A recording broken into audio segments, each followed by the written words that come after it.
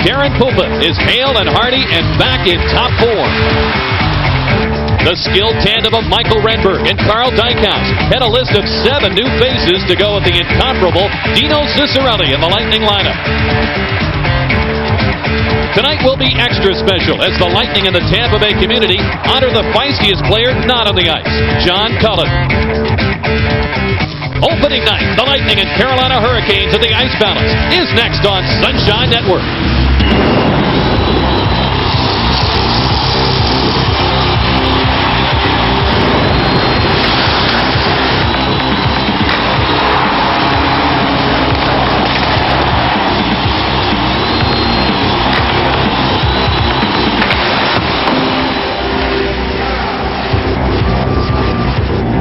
The second season of NHL hockey at the beautiful Ice Palace in downtown Tampa begins tonight.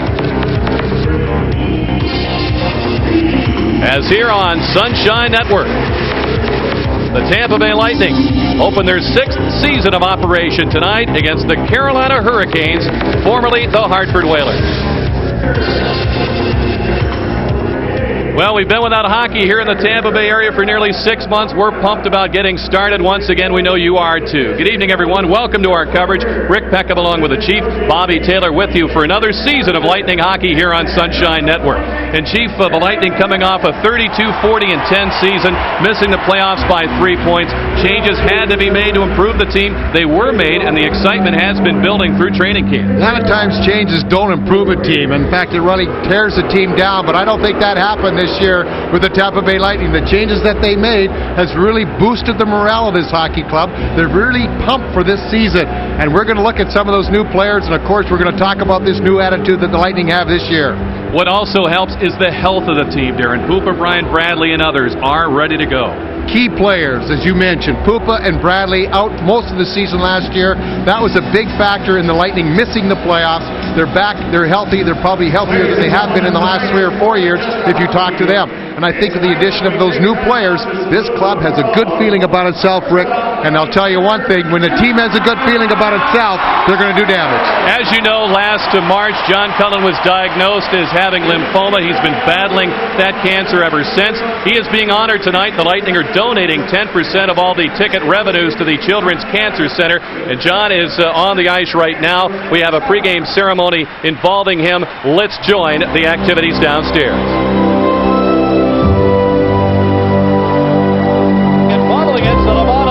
It in front to Cullen, he scores! A power play. Across the traffic, Cullen, he scores! John Cullen rips one home 10 seconds into the power play. And it's blocked in front. Cullen has it. Backhand drop. He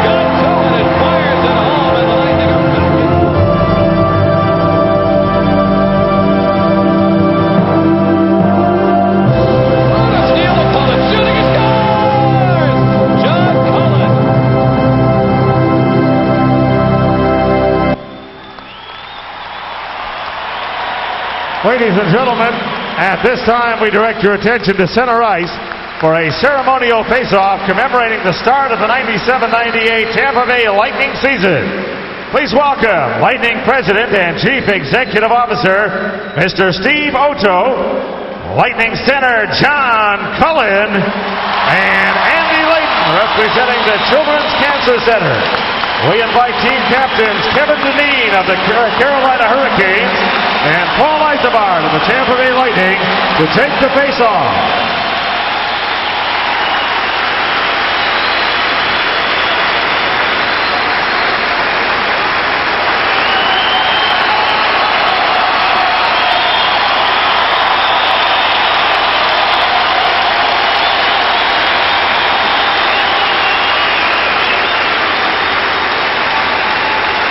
Ladies and gentlemen, this time we would like to present to John the card you see at center ice. John, the card is full of signatures from your friends and Lightning family from throughout the Tampa Bay area. Each name was signed. John Cullen, a special night for him, special night for hockey fans in the Bay Area with a chance to honor him and to get this 1997-98 season underway. We'll be back with more from the Ice Palace in just a moment.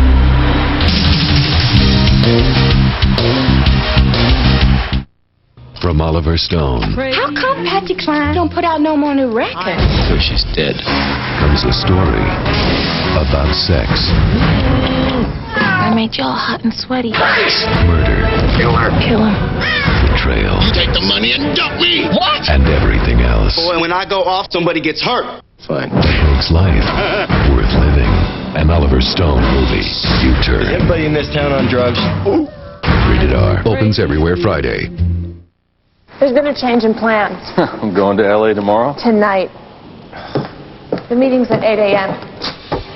Oh, and here's your rental. You got a good deal. This is it? Have fun. Great presentation. Enjoy the rest of the day. Budget introduces the VIP pickup for just $25 a day. Budget. Get out of the ordinary.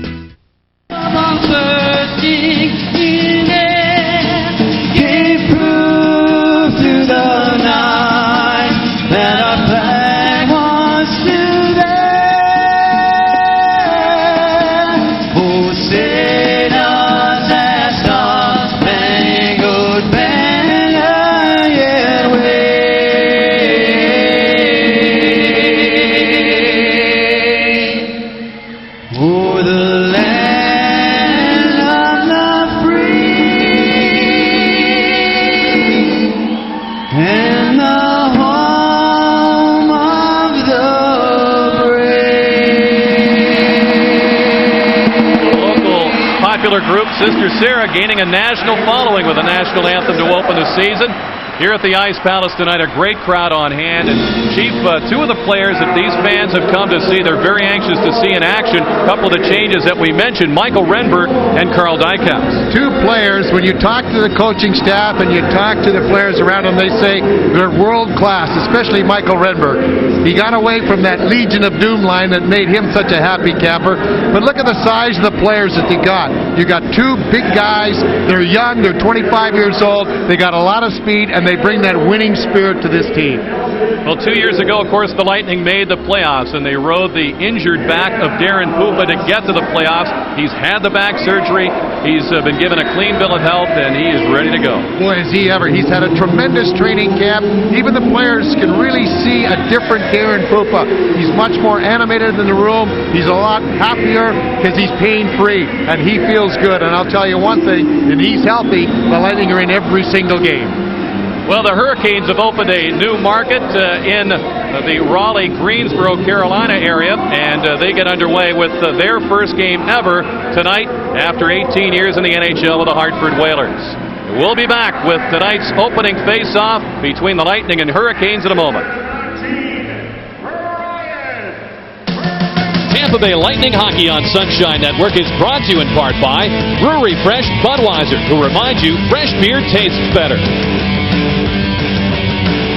By the Discover card. It pays to discover the card that pays you back.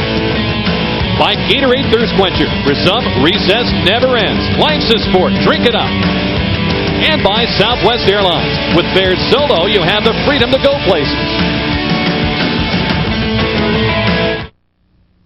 So, you want to see my Discover card statement? I am very, very prissy. Put up or shut up!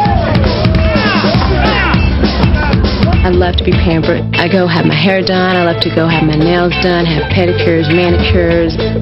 My biggest weakness would have to be shoes. Cashback bonus award really floats my boat. How many credit cards make a statement like that? I am definitely a shopaholic. It pays to discover. Use it where you see the Novus sign. Remember your first taste of small business in America? HIP Health Plan of Florida does. It's why we're dedicated to keeping today's small businesses healthy. And now it's easy to get the health care your business needs. With our unique new package, you and your employees can join HIP right on the spot. No red tape, just affordable quality health care. At HIP, it's not a thing of the past. Call 1-800-899-4447 to receive everything you need to get your business in the best of health. HIP Health Plan of Florida. Darren Pupa, of course, starts tonight. He had an outstanding preseason, and Chief, those are last year's numbers. That win came on opening night. One of the things that's really important is that he's healthy. I mean, we'll probably be talking about that throughout this early part of the season. And when you're healthy, you're mentally prepared. As far as the Hurricanes are concerned, head coach Paul Maurice has a little bit of deciding to do between Sean Burke and Trevor Kidd, who starts tonight. Well, right now, I mean, that's scary looking guy right now, if you come down on him. But here's a kid, and no pun intended, that has come over from Calgary. He's going to push Sean Burke for the number one job. That could be a problem later on in the season when you have two guys that expect to be number one, and neither one is going to be that until somebody takes control of it. Now, Burke is embroiled in a contract dispute. He's going to be a free agent after this season, and he may be moved. That's been talked about as you look at Stu Grimson modeling the new Carolina Hurricanes uniform. They will open their season at the Greensboro Coliseum Friday night against the Pittsburgh Penguins, and their president, GM Jim Rutherford, said this morning they expect to have about 14,000 on hand for that one. Lance Roberts is the referee for tonight's game. The linesmen are Gord Rossiker and Pierre Rassico. Chief, I don't have an official number of tonight's crowd here at the Ice Palace, but it is a big one as we're underway with the start of the season. Harry Roberts, historian himself, just coming back after missing a season with a serious neck injury. Traded with Kidd from Calgary to the Hurricanes, out there number 10, as Glenn Wesley moves the puck up the ice to pass to Keith Primo. Rink wide, too far for Nelson Emerson to get to. Darren Pupa sets it up for Roman Hammerlin. Roman not wearing the face shield to start this season. The shot by Roberts is intercepted by Corey Cross and cleared. Kidd plays the puck aside to Steve Chason. He's on a late acquisition last year and played well down the stretch for the old Whalers. Vladimir Vitek is acquired during the summer from the Edmonton Oilers, number 79. Out there with Paul Eisebart, number 15, and Dino Cicerelli going to work in that corner. Steve Palko, a rookie for the Hurricanes, number 14, handles the puck. Jamie Huscroft gets it back to the Lightning. Jamie, of course, coming on board at the trade deadline from Calgary last year. Jeff O'Neill's pass going to Huscroft. Shoot! Saved by Kidd. Awkwardly stopped as he sprawled. Kind of led with his head on that one. Cicerelli trying to pop it in front. He's checked by Kevin Haller. Kept in by Carl Dykhouse at the point. Dykhouse beats it in for Cicerelli behind the net to Eisebart. He knows alone in front. Now Haller steals the pass and backhands it out. They will have an icing call against Carolina. Let's have a look at our players to watch. Brought to you by Southwest Airlines. Well, of course, the new guys for the Lightning, Carol Dykhouse and Michael Renberg, you're going to see a lot of them out there tonight, and be particularly aware of the speed that they bring. Darren Pupa, obviously, he's going to be the backbone of the success of this club. Sanderson and Roberts are two left wingers that are really expected big things. Sanderson kills the Lightning every year. He has been a big scorer for them. Jeff O'Neill is a center that is expected to move up to maybe the number 1 or 2 spot since the trading of Andrew Castles to Calgary. The Castles going to the Flames in that Roberts and Kidd acquisition. Jeff Toms on the face-off for the Lightning. Enrico Ciccone skating for the Hurricanes. He's out on the Carolina defense, number 39. Jeff Thornton back with the puck. Toms held up there at the defense by Adam Berth. The shot's wide. Igor Olanov with the puck. He's checked by Kent Manderville. Manderville centers. Sammy Kapanen fanned in the shot, and Norton takes over. Out comes Rob Zaminer. Zaminder's pass picked off by Burt. Gets it into the hands of Manderville. He's checked by Tom. Zaminer throws a hit. Now Steve Leach stood up by Norton. Here comes Burt cutting in. Diving play by Tom to break it up. Kapanen Lost the puck. Robert Cron in for. Cron on the backhand tries to it across. It's tipped just wide by Capitan. A couple of quick forwards out there for the Hurricanes in Cron and Capitan. As the Lightning get it out of there, head coach Terry Crisp wants a line change. He'll get one here on the icing call against Tampa Bay. Let's have a look at the injuries and scratches for this game. Brought to you by Tampa General Hospital. Decision is hurt. Chris Murray, Ranheim, and Brown are extra players. Jeff Brown skated this morning, but has been bothered with a bad back. Millette, Dankow with the flu. Shaw, Racine, and DeBrusque. They're healthy scratches. Millette has a hip pointer and won't be able to play because of injury.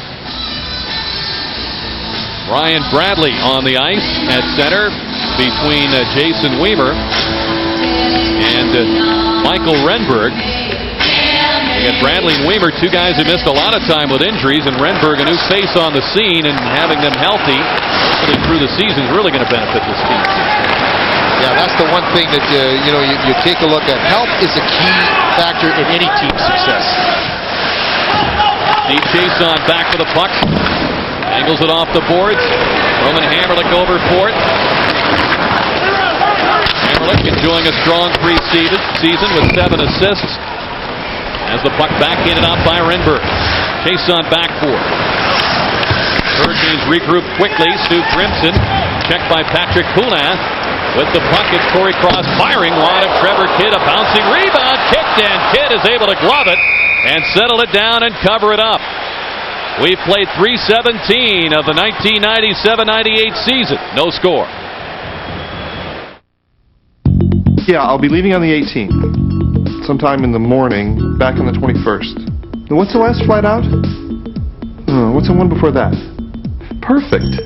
Yeah, go ahead and book that one. You know, Dad, this isn't brain surgery.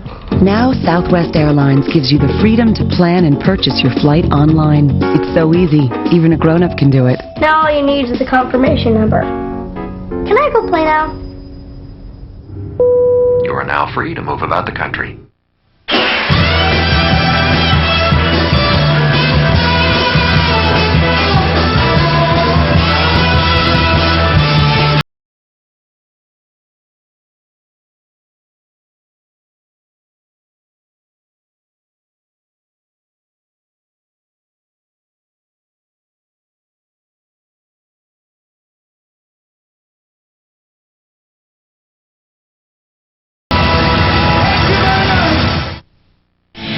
We're back here at the Light Ice Palace, just 3.5 minutes into the first period, and a good defensive play. Watch number 9, Jeff Toms, come back and make a diving save on Adam Burt. He was trying to get a pass or a shot on Pupa. Team defense really helps, especially when you have that forward coming back. We saw a good example of it right there. That's one of the reasons why Terry Chris likes Jeff Toms, because he's a very strong defensive player. Mikhail Anderson wins the faceoff. Huscroft with a wrist shot. It's gloved by Kidd, who came out and had a good look at it. He'll squeeze for the whistle. Jamie Huscroft spent a lot of the time here this summer. Came back early. He and his family, his young daughter and son, and we had a great time going over to Dunedin with the home run hitting contest. I kidded them about it. They called it a home run hitting contest. Watched him swing a bat. They changed it to hitting contest in a hurry. Some of us had problems. Given that it must have been fastballs they were throwing at. Yeah. Nothing off speed there. Jamming it. Huscroft looks one over the head of Kidd. Of course, they were teammates in Calgary last year. Here's a pass ahead for Nelson Emerson. He's hooked by Dykhouse, who comes back to poke the puck away, and no penalty call. And that has got the Carolina bench up a bit. And complaining is Kevin Haller and Mick Vukota. Of course, Vukota, the newest member of the Lightning, coming in the waiver draft Sunday afternoon from the Islanders. And a bit of a discussion near the blue line. Well, that is what they got Nick Vukota here. Anything would happen. But watch this play. Look at that quick pass. Now, years past, Emerson would have had a breakaway. But look at how quickly Dykhouse got back there and took the play away from him. That is what they talked about all through training camp, and what has got this team so excited is that the speed back on the blue line. Carl Dykhouse is an excellent skater. He caught Emerson, who is no slow skater himself, and he did a tremendous defensive job, took away a scoring opportunity. And You look at the speed possibilities with a Dykhouse, a Jeff Norton back there. A big improvement for the club. One-timer by Burt, saved by Pupa. His first stop. Corey Cross muscles his way, Norton muscled his way to the rebound. Here's Wojtek. Steps in against Chico. Wojtek hands it off to Norton. Shoots. Stopped out in front as Burt chases down the loose puck. He'll shovel it out, and it's fielded by Norton. We're past the 4-minute mark. No score. The shot's 2-1 Lightning. Jeff O'Neill. Stick handles in. Down he goes off the check from Norton. Ciccone with a shot at it, steered away by Pupa. Wojtek couldn't get it out. As the Hurricanes get set up with a dangerous Jeff Sanderson. His pass is deflected. Dino Ciccarelli picks it up. He gets it back from Igor Alano. Dino will chip it in. He is belted by Enrico Ciccone. A dump there. The Lightning looking for the penalty call. And we've got Lance Roberts with the arm up. As Steve Chase on rink-wide pass to lead. Shooting save by Pupa. And it's gloved by Hammerlich. And it's not going to be the initial collision that's going to be called here, Chief. Ciccarelli was drilled by Ciccone and then retaliated with a slash to the arm of Ciccone when he got up. Gave him a two-hander. I don't think Lance Roberts saw the hit. There's the hit right there. He thought that he got the elbows up too high on Ciccarelli. At least Ciccarelli did. And then just after that, Ciccarelli slapped or gave Ciccone a two-hander on the elbow. That's what Lance Roberts caught. And he will pick up a 2-minute minor for slashing. The first power play goes to Carolina. I looked across at Roberts at the impact, Chief, and it seemed like his attention was just caught at that point. Looked over and he caught the slash. As Terry Crisp and his men shorthanded here in the opening 5 minutes of the season. You look at last year's specialty team numbers. The Hurricanes 4th in the NHL on the power play. Very dangerous, and the Lightning, of course, among the best penalty-killing teams in the league. They've always been that way, and of course they've just added to that. In this preseason, they were tremendous in killing off penalties. Two stats that just come to my mind very quickly is they played Dallas in 2 games. Dallas had 20 power plays, and they only gave them 2 power play goals. So that's part of the game that had needed drop off from last season. They picked right up where they left off at the start of training camp. Rob Zameter, Mikhail Anderson will open up on the shorthanded unit with Corey Cross and Roman Hammerlich. Paul Maurice, still the youngest coach in the NHL at age 30, but his 3rd season on the bench for this franchise. I think what they're doing is that the end zone clocks aren't working. The one over the ice is, but I think what they're doing is a lot of times they'll get that trainer down there to make sure he watches it, make sure the teams start the clock on time and stop it on time. Corey Cross fires the puck off the glass. Plays towards the center by Mikhail Anderson. His partner in crime, Rob Zameter, helping to clear that zone. Emerson and Chason open up with Primo, Kapanen, and Roberts in the power play unit for the Hurricanes. Here's Zameter picking the pocket of Emerson. Driving one toward the net. Kidd settles it down for Emerson. Primo goes 6'5" at 220 to Roberts. And it's chopped away by Hammerlich.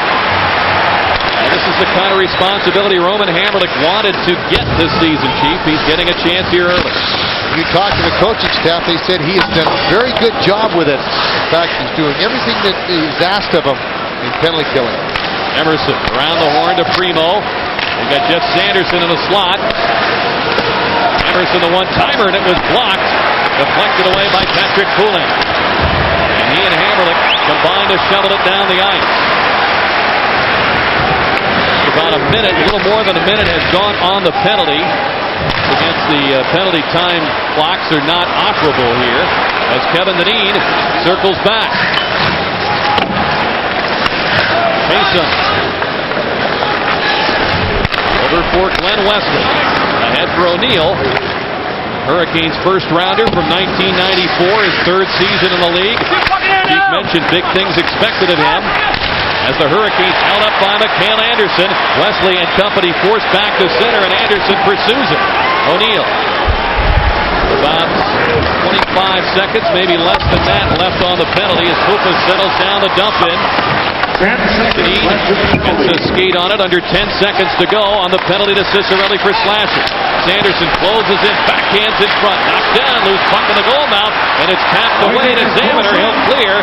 Cicerelli is back on, and Kidd comes out to play the puck with Dino on the scene. And Cicerelli gets it away from him. Cicerelli on the wraparound, he scores! What an effort by Dino Cicerelli to score the season's first goal. Boy, oh boy, did he take advantage of the mistake by the goaltender, Kidd.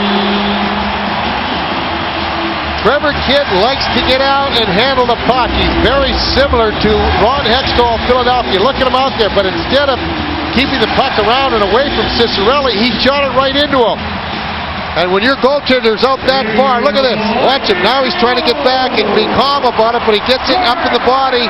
And here comes Cicerelli, the wraparound, and it is a 1-0 Lightning lead coming at 7:01. But there again, a mistake by the goaltender. Cicerelli gets the first goal of the season unassisted. Ciccone ahead for Kapanen as it's backhanded in. Now Cicerelli scores his 587th career goal. He is 9th on the all-time goal-scoring list, 4th among active players, and the puck backhanded out by Alex Sedabana. Cron rolls it back to his defense, Adam Berg. Then with his franchise for the longest continuous term. Puck is cleared out of play by Carl Dykhouse. We've played 7.5 here in the first. Dino's got the Lightning on the board.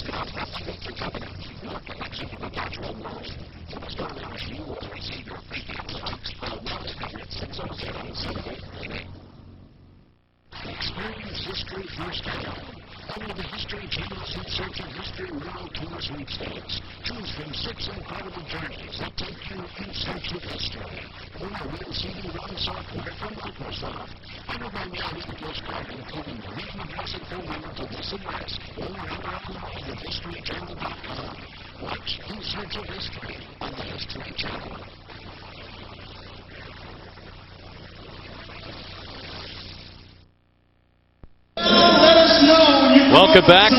Rick Peck and Bobby Taylor, glad you're with us here on opening night. Dino Cicerelli, and Chief, like any great goal scorer, he's like a predator out there. He sensed a moment's hesitation in Kidd. He pounced on that opportunity. Boy, from about the top of the now I'll say even from the hash marks in, there isn't a guy that has the nose for the net any better than Dino Cicerelli. Man, does he ever get on those mistakes when he's in and around that goal. Ryan Bradley, checked by Chason.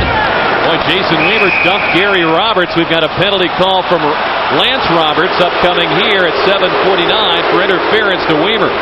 Boy, did he ever drill Roberts. He got a real big hit on him, but they're calling it interference. And this is what you want to see out of Jason Weaver. They want him to use that 225 pounds and use it more. Watch it now. You just see him come in there. There you see Roberts coming right there, and he was hit. Now, I don't see where that's interference because the puck did bounce off him, even though he didn't have control. But still, he was the last Carolina Hurricane to touch the puck. Technically, he's still the puck carrier. But nonetheless, they see it as interference, and the Lightning will be shorthanded for the second time. Now the last time they were shorthanded, 11 seconds after the penalty expired, Dino Cicerelli scored. So we'll see what happens this time as Primo cruises in. The pass to Kapanen, shooting Copa right there to make the stop, and he'll squeeze that puck between the pads. Kapanen, one of the speed merchants that you were talking about, Rick, and you had a chance to watch a lot of these players, of course, a few years back, but this is a club that has a ton of speed. And it's puzzling to me because it seems with all that speed, Paul Maurice's club would be a much dangerous opponent. And nobody takes them lightly, but their records over the last 2 years hasn't really struck fear into a lot of people's hearts. Well, they hope that from the leadership standpoint, they had reacquired Kevin Dineen. They've added Gary Roberts, whom they feel that he's really going to give them a strong presence in terms of that. And you look at this lineup, there's a lot of talent, a lot of size, and some speed here. This is going to be a team to deal with in this battle that we certainly anticipate to be as tough as it's ever been for playoff positions in the Eastern Conference. This is a young guy, Emerson. Here, he had a great year 2 years ago and signed for the big bucks, and he had the team in 29 goals. A lot of it came on the power play. Last year he slumped to about 9, and they're hoping that he's going to have to get that production back up. But what makes him so valuable to this club is that he plays the point on the power play. He's a very smart player back there. Patrick Poulin slips it by Emerson, whose power play production slipped from 12 goals 2 years ago to just 2 last year. Toms gains control, and very calmly eases the puck off the boards down the ice. We've got 1:07 to go in the penalty. Weimer in the box for interference. Lightning shorthanded for the second time here in the first 9 minutes on opening night, but they lead on the goal by Dino Ciccarelli. Emerson. Jeff O'Neill avoids Zamaner, continues on. Huskron takes him out. Norton is able to get to the puck. O'Neill on him. Down goes Norton. And we've got a penalty upcoming to O'Neill as Dineen, the captain of the Hurricanes, touches the puck, and O'Neill will head off. That will even out the manpower situation. Tripping's the call. Watch how Norton protects the body, and then you see O'Neill just take the feet out from under him. You got to make an attempt at the puck, and Lance Roberts had real good position, saw that stick, pushed the skates out from under Jeff Norton. Tripping will be the call, and that takes away the power play. This penalty comes at 9:13, so it will be about, 30-some-odd seconds, and the Lightning will get their first power play. Bob Maurice, the youngest head coach of any of the major professional sports. That's amazing. He won't be 31 until about January, and he's already got, this is his 3rd year. I mean, he'd still be the youngest guy if he's just a rookie coach, but he was a former defenseman. And interesting story. He didn't expect to become the head coach this early in the Big Apple, as they call it, or in the show.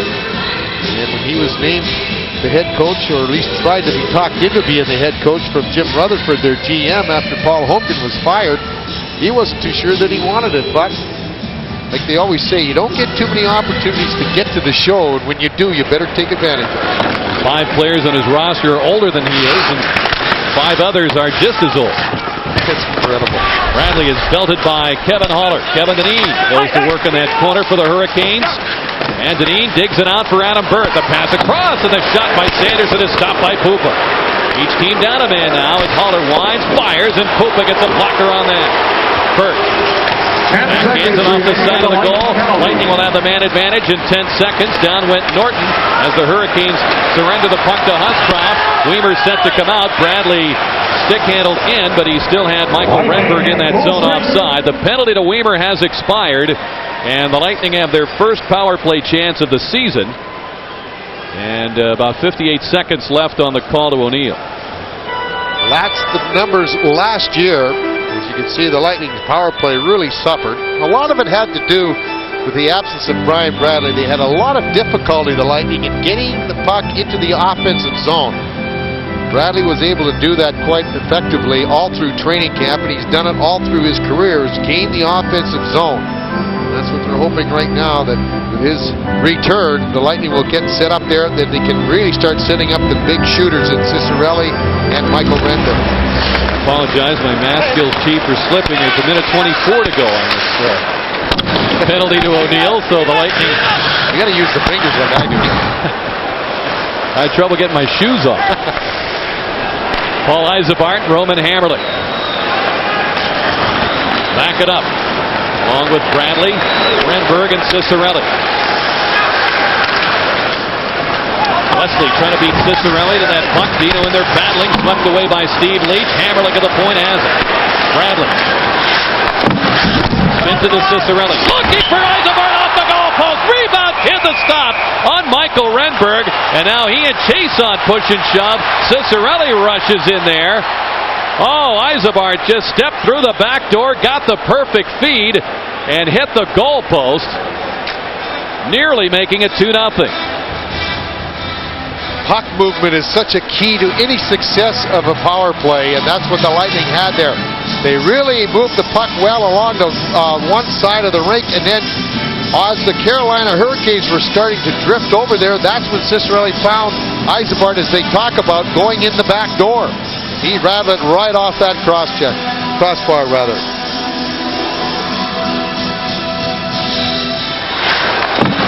Listen to the shot come off the post. Oh, baby, you can hear that. You can see that, though, as you get that puck moving around there, you get the defensive team will start edging towards the puck, and that can spring that guy open in the back door or in the offside. Renberg and Chason each get 2 minutes. Roughing the call.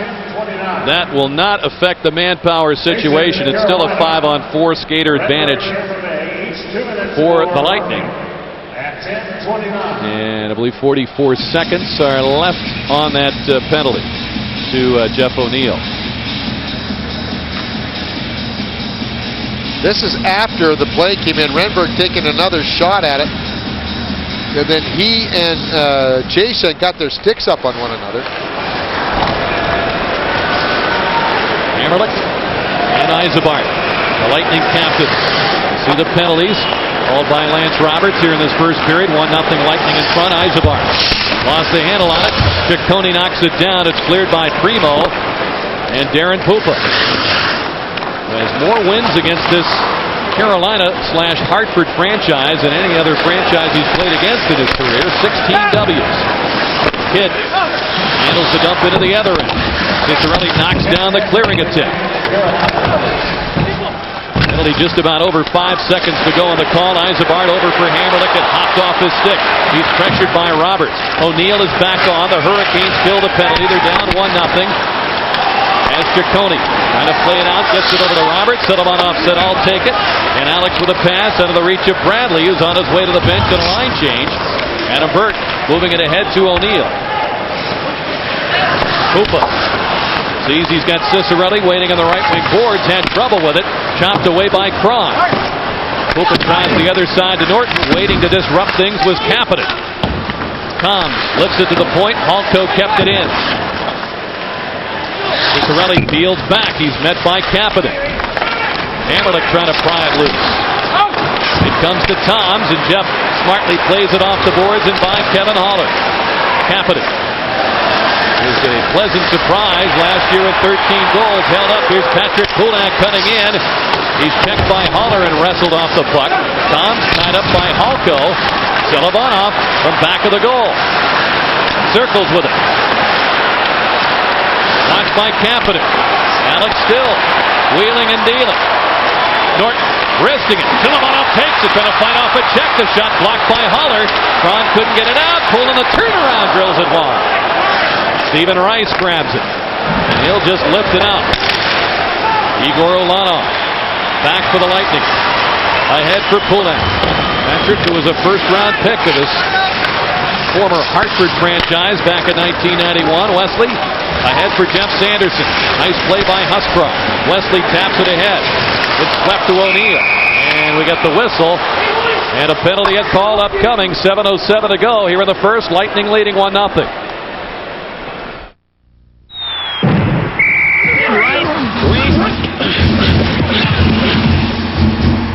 It's college football on Sunshine with your favorite conferences and your favorite teams, like Conference USA.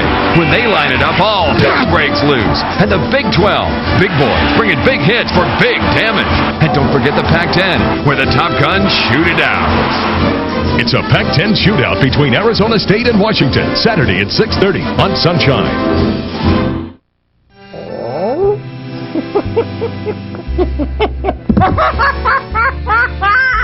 Still paying too much for car insurance? Geico, a 15-minute call could save you 15% or more. At Geico, we settle claims quickly so you can get your car back, because no one likes to bum a ride to work. Geico, a 15-minute call could save you 15% or more on car insurance. Tampa Bay Lightning Hockey on Sunshine Network is brought to you in part by Dodge. See your friendly Dodge dealer today. Welcome back to the Ice Palace. Terry Crisp has seen his team take a 1-0 lead on the unassisted goal by Dino Cicerelli at 7:01. And it's Jamie Huscroft in the penalty box serving a hooking call at 12:53. Third power play for Carolina. And they haven't managed a whole lot of shots on goal. Just 6 all told, and they've had the 2 power plays to that. This was one area where the Carolina, or I should say the former Hartford Whalers, had a lot of action offensively. More shots of the 6 have come when they've had the man advantage, Carolina. Jason works it rink wide to Sanderson. He'll take on Corey Cross. Anderson back to Chason, tees it up, shooting, poop on the stop. Rice trying to get to the rebound. He's muscled by Hammerlich. Roman taps it to the point. Chason there, wristing it in front. Hammerlich knocks it down. Sanderson trying to get to it. Hammerlich gets support from Anderson, and the Lightning moving out. O'Neill nearly lost it to Zamaner. Chason. The pass it in. Patrick Poulat carries back to Emerson, and he will drive it in offside. They're going to rule this intentional. They'll bring it all the way back to the Carolina zone for the faceoff. 6:14 left in the period. After I take my shoes off again, we'll update you on the penalty time.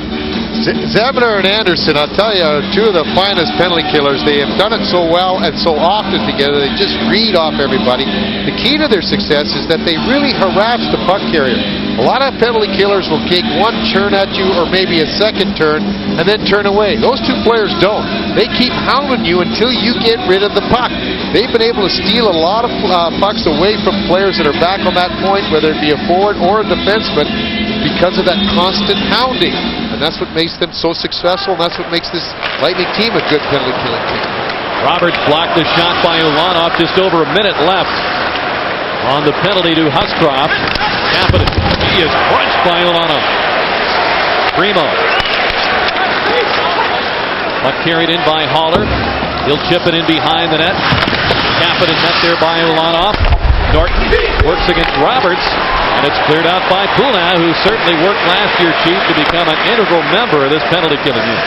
Confidence is a factor. They put him up there a few times, and he did such a good job, and then you keep telling a player how good you're doing. Boy, that confidence level just rises with his ability to do the thing that you ask him to. 23 seconds to go on the Hurricanes power play. Kept in by Haller, but right to Norton. He'll move it out to Toms, and Norton on the offensive. Peels off as Toms' pass was tipped. Fresh legs on for the Lightning penalty killing unit. Under 10 seconds to go on the Huscroft call. Hammerlich breaks up the pass at the line. Zamaner trying to encourage a call, and he did so. Roberts will call holding against Carolina at 14:52. That's that harassment that we're talking about. Haller trying to hold him up, and again, they're going to call that a lot, as we've been told, as we've heard from even the president or commissioner of the league, rather, are going to do it. Watch now as he takes the puck off of Haller. Now Haller is in bad position. If he doesn't grab a hold of Zamaner, he might have a good chance of getting to that loose puck before his teammate did. So he just grabbed a hold of him, not for a long period of time, but just enough to stop Zamaner, and that's what they're calling all the time now. They're calling those restraining fouls. At least they are for the first half of the year. 1 second remaining on the Huscroft penalty, and Paul Maurice's crew will go down a man. A little disturbed by that penalty. His team will have to play 82 games on the road this season. That's the result of their move to North Carolina. They are constructing a new building in Raleigh, which will be their permanent home, but for the 2 years until that building is ready, they'll be playing in Greensboro. And all the players, coaches, and so forth have moved to the Raleigh area, and the team will be bused to the home games in Greensboro. As Bradley circles, you see the Lightning with 1 shot with a man advantage. Hammerlich drives it, kid, the save. Cicerelli at the side of the goal, and Manderville backhands to the point. Hammerlich held it in. Ciccone cannot get it by Renberg. Quickly feeds the point. Hammer again, kid, the save. Fumbled it. However, Roberts lost sight of it, and the whistle blows. And the crowd is upset.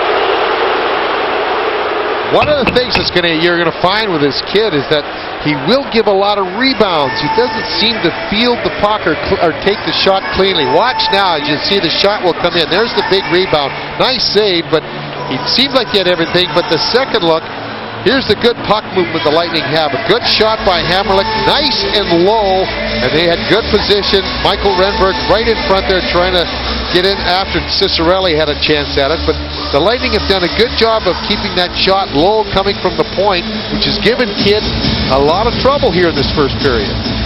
1:31 left on the Lightning power play. Bradley on this faceoff against O'Neill. Cicerelli slips in, looks toward the net now. Sends it across to Yzerbark. Hammerlick back to Yzerbark. Quick puck movement that the Chief was talking about. Lightning demonstrating that now, but does they score? Michael Renberg, his first for the Tampa Bay Lightning off the Cicerelli feed, and it's 2-0.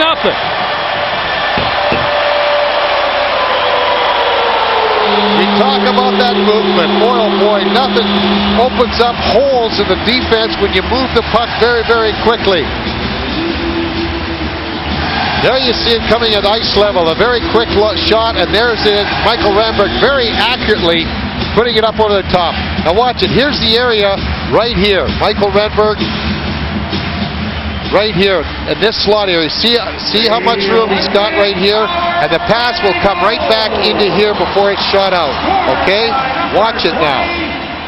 Here it'll come in here. See how he opens up. There's the opening. Bang. The shot right in front.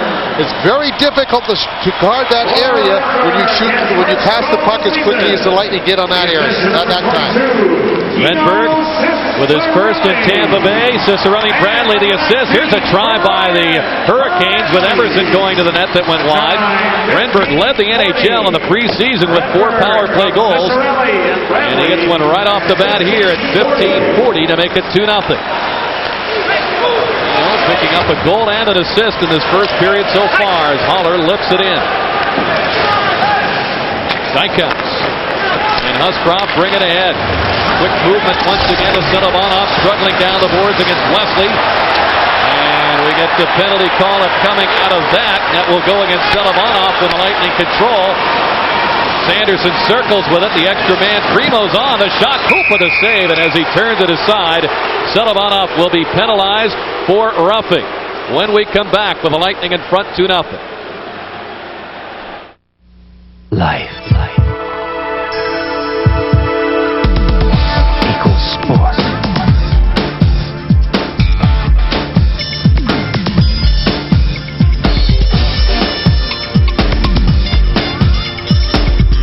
Equals thirst.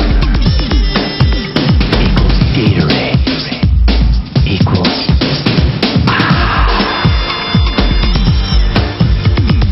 life is a sport. Drink it up.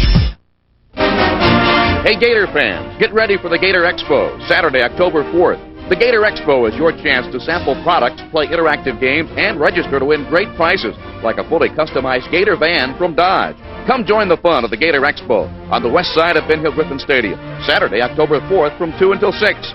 Games, prizes, autographs, cheerleaders and mascots, plus a live Gator broadcast. It's all at the Gator Expo on the west side of the swamp, Saturday, October 4th at 2.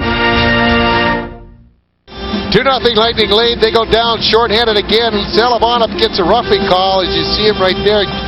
Pulls the helmet off of Glenn Wesley. That's the penalty. But right after that, we want to watch it out. The puck will come all the way around to here. What I want you to watch is in front of the net, right back up in here. Watch it come here. See, now look at the Lightning. Take everybody off to the side. You see right over here? They took everybody off to the side. Pupa had a clear shot, and watching that puck, it's an easy save when that happens. He opens his power play with a stop in traffic as Emerson shoots it back in. Pupa leaves it for Cross. O'Neill knocks down the clearing attempt. Sanderson to Emerson. Risked it, didn't get all of it. Pupa played it aside. O'Neill with his speed gets over 4. Parked in front.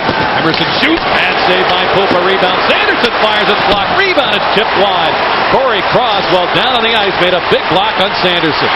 Anderson has it again. He breaks his stick on that wrist shot, and it's backhanded out by Hammerlich, and we've got a delayed penalty upcoming against the Hurricanes. High sticking the call, and that will even things out with Selovanov in the box for the Lightning. Kevin Dineen was having a major battle with Corey Cross in front of the net. And Lance Roberts was going to have Kevin Dineen calling a high sticky call on him, and then Corey Cross came across and gave him a pretty good cross check. He escaped that one. Kevin Dineen picks up the only penalty here at 17-20 or 37 rather. 27, I was right the first time. So that takes away the power play. Paul Maurice perhaps looking for the aspirin here late in this first period. Here is the scoreboard clock, but once again we have not been getting penalty times due to a malfunction throughout this first period. We'll continue to update you on the penalty times.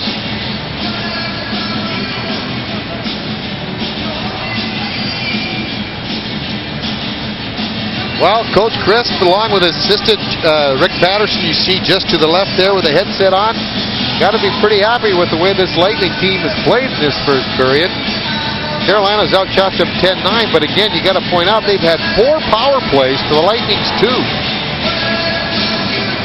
There's 1:13 remaining on the Selovanov penalty. And that is when the Lightning will take over the power play, barring any further calls. Primo and Bradley on this draw. Board Brosiker is ejecting Brian Bradley. And Renberg will come in to take it. 4-on-4 skater situation. The Hurricanes get control. Wesley. On his 4th season with this organization after beginning his career in Boston. The pass is stolen by Punath. Chason rushes over to pick it up. Mikhail Anderson nipping at his heels. Wesley backhands it ahead. Primo strides after it. And he is put up nicely by Huscroft to the blue line. Nykaus finds the handle. Can't get it by Primo. Primo leaves it for Chason. Taken away by Anderson, and it's played out. See the time remaining on the Selovanov penalty, and the Lightning take over the power play when his call expires. We've got 1:47 left in the first period. Lightning leading 2-0. Cicerelli and Renberg have the goals. Pupa fends off that shot that lands in the seats. Just watching him move, it's really something. You can see he seems much quicker than the last couple of years, and he played so well 2 years ago, but it's really something when you're pain free. You know, talking with Poops, he says that, you know what, he never realized how much pain he was in until he never had it anymore, right? It's like you never knew you drank until you found him sober one time. Okay. But he is really moving well, and he's concentrating on the puck. He sat out most of last year, and you would think his timing and concentration would take a long time to come back. It doesn't seem to have bothered him. In fact, it looks like he's even better at it. He is not a guy that overcomplicates his job. Like some goalies will do that. Chief, I know you did that a lot. Study tape, you've got charts, shots here and there. Poops, let's keep it simple. It's still a reaction position. Haller closing in, wanting, shooting. Pupa the stick save. Lightning will have a 47-second power play when Selovanov leaves the box. Hammerlich has the loose puck. That penalty is going to expire in 10 seconds. And going to bring it back on a 2-line pass for Brosiker halting play. We've got 4 seconds left on the Selovanov. 4 seconds remaining in the Lightning penalty. Sunshine Network welcomes Primeco Personal Communications to our Lightning broadcasts as sponsors of the Primeco Power Play. Tonight, in honor of John Cullen, Primeco is proud to announce that they will be donating $500 to the Children's Cancer Center. Primeco wishes the Lightning a successful season and sends best wishes to John and his family. Did John ever look great down there on the bench before the start of the game tonight? There's the patch just honoring John Cullen. The team will wear that lucky shamrock with the 12 on it throughout the season on both the home and away uniforms. Selovanov out of the box, 5-on-4 for the Lightning. Their second Make that their third power play advantage. They scored on the last one. Sent in by Cicerelli. Kidd leaves it for Haller. And he sails it back down the ice. We've got a minute to go here in the first. This is the last minute of play in the period. Works with Norton on this unit. Renberg, Bradley, Cicerelli up front. Bradley escapes a check, the pass to Hammerlich, broken up by Vanderbilt, who was this franchise's unsung hero, voted by his teammates last season. Norton back for it. Hammerlich starts it ahead. Penalty over now. Deneen is out. The Hurricanes back to full strength with 27 seconds to go in the period. Centering pass stolen by O'Neill. Across for Deneen. He'll take on Hammerlich. Winding and shooting. He scores! Kevin Deneen slipped it by the stick side of Pupa. And with 18.6 seconds to go in the first period, he gets the Hurricanes' first goal. Strange shot. It looked like it might have deflected a little bit, just enough to get by Pupa when you take a look at the shot. Watch when Deneen comes down and you'll see him take the shot, and it looked like it might have even hit Hammerlich's stick a little bit, but it just seemed to go handcuff him. Watch this look here. Watch the stick of Hammerlich, and I think it might have just picked him a little bit. First goal of the season. And Deneen picks up the first goal ever for the Carolina Hurricanes. And from their standpoint, I'm sure they feel that's fitting. He got the last goal in the history of the Hartford Whalers, a game which the Lightning participated in mid-April last year, closing out the regular season. An emotional scene at that Hartford Civic Center as the fans and the Whaler players said goodbye. The Lightning finishing up their season in that contest, and Deneen scored the winning goal in a 2-1 victory. 8 seconds to go here in the period. As Roberts and Salmon are having a discussion out at center, well behind the net, it's Burt in control of the puck, and he awaits the horn. And that'll do it for the first period of play. One in the books for the 1997-98 season. And coming up at intermission number 1, we will hear from General Manager Phil Esposito on a number of subjects, including the power play, by the way. We'll have a look at the scores and highlights and stats. So stay with us here on Sunshine Network.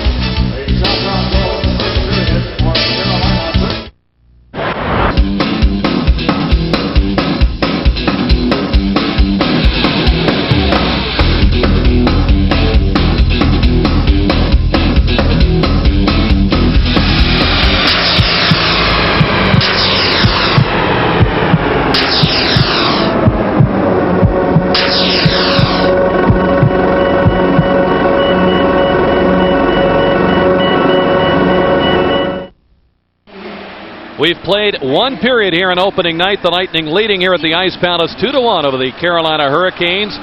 Well, tonight's game marks the start of Phil Esposito's 35th season in the National Hockey League. Of course, we had a chance to talk with him for opinions on a number of subjects.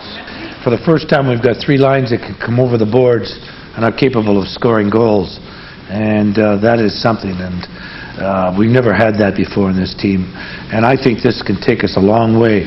It's like I've told you privately, Rick, I believe that the goal of this team is not only to make the playoffs, but it's to end up with home ice advantage, which means you got to end up in the top 4 in your conference, and that is going to be a tough feat, but I believe we can do that, and then anything happens in the playoffs. You know, we got 2 25-year-olds for a 22-year-old, and both of them are NHLers. There's no doubt about that. Michael Renberg was just outstanding in training camp, but what I like about Renberg more than anything is his intensity.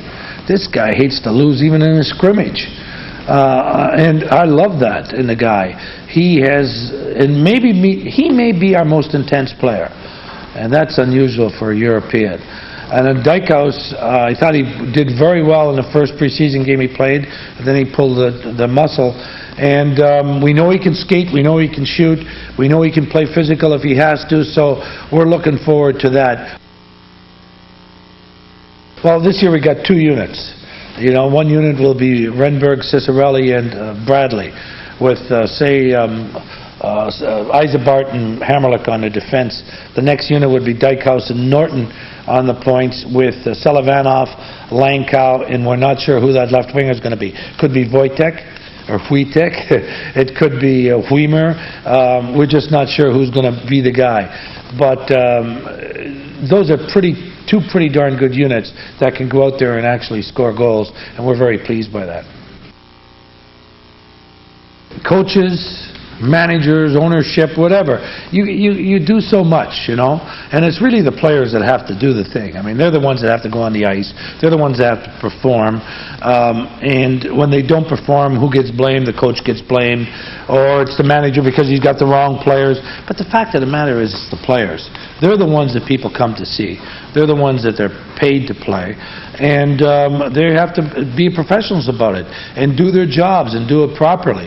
There's no more of, as I should put it, untouchables on this team.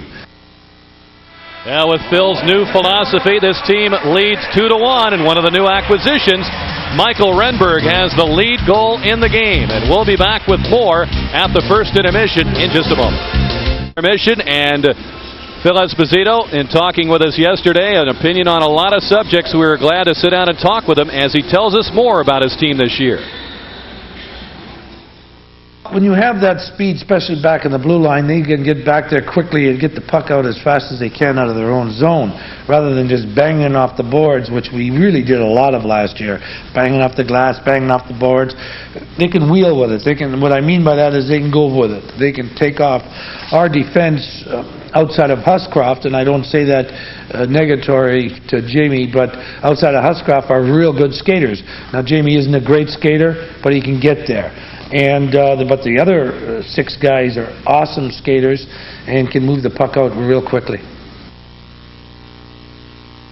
I've been told by my brother, Terry Crisp, Donnie Murdoch, Peter Mahavlich, and everybody else in the hockey department. I was the one lone holdout.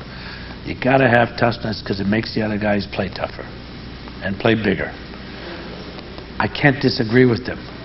I just can't. I searched myself and said, I just don't understand having a guy just to be a tough guy.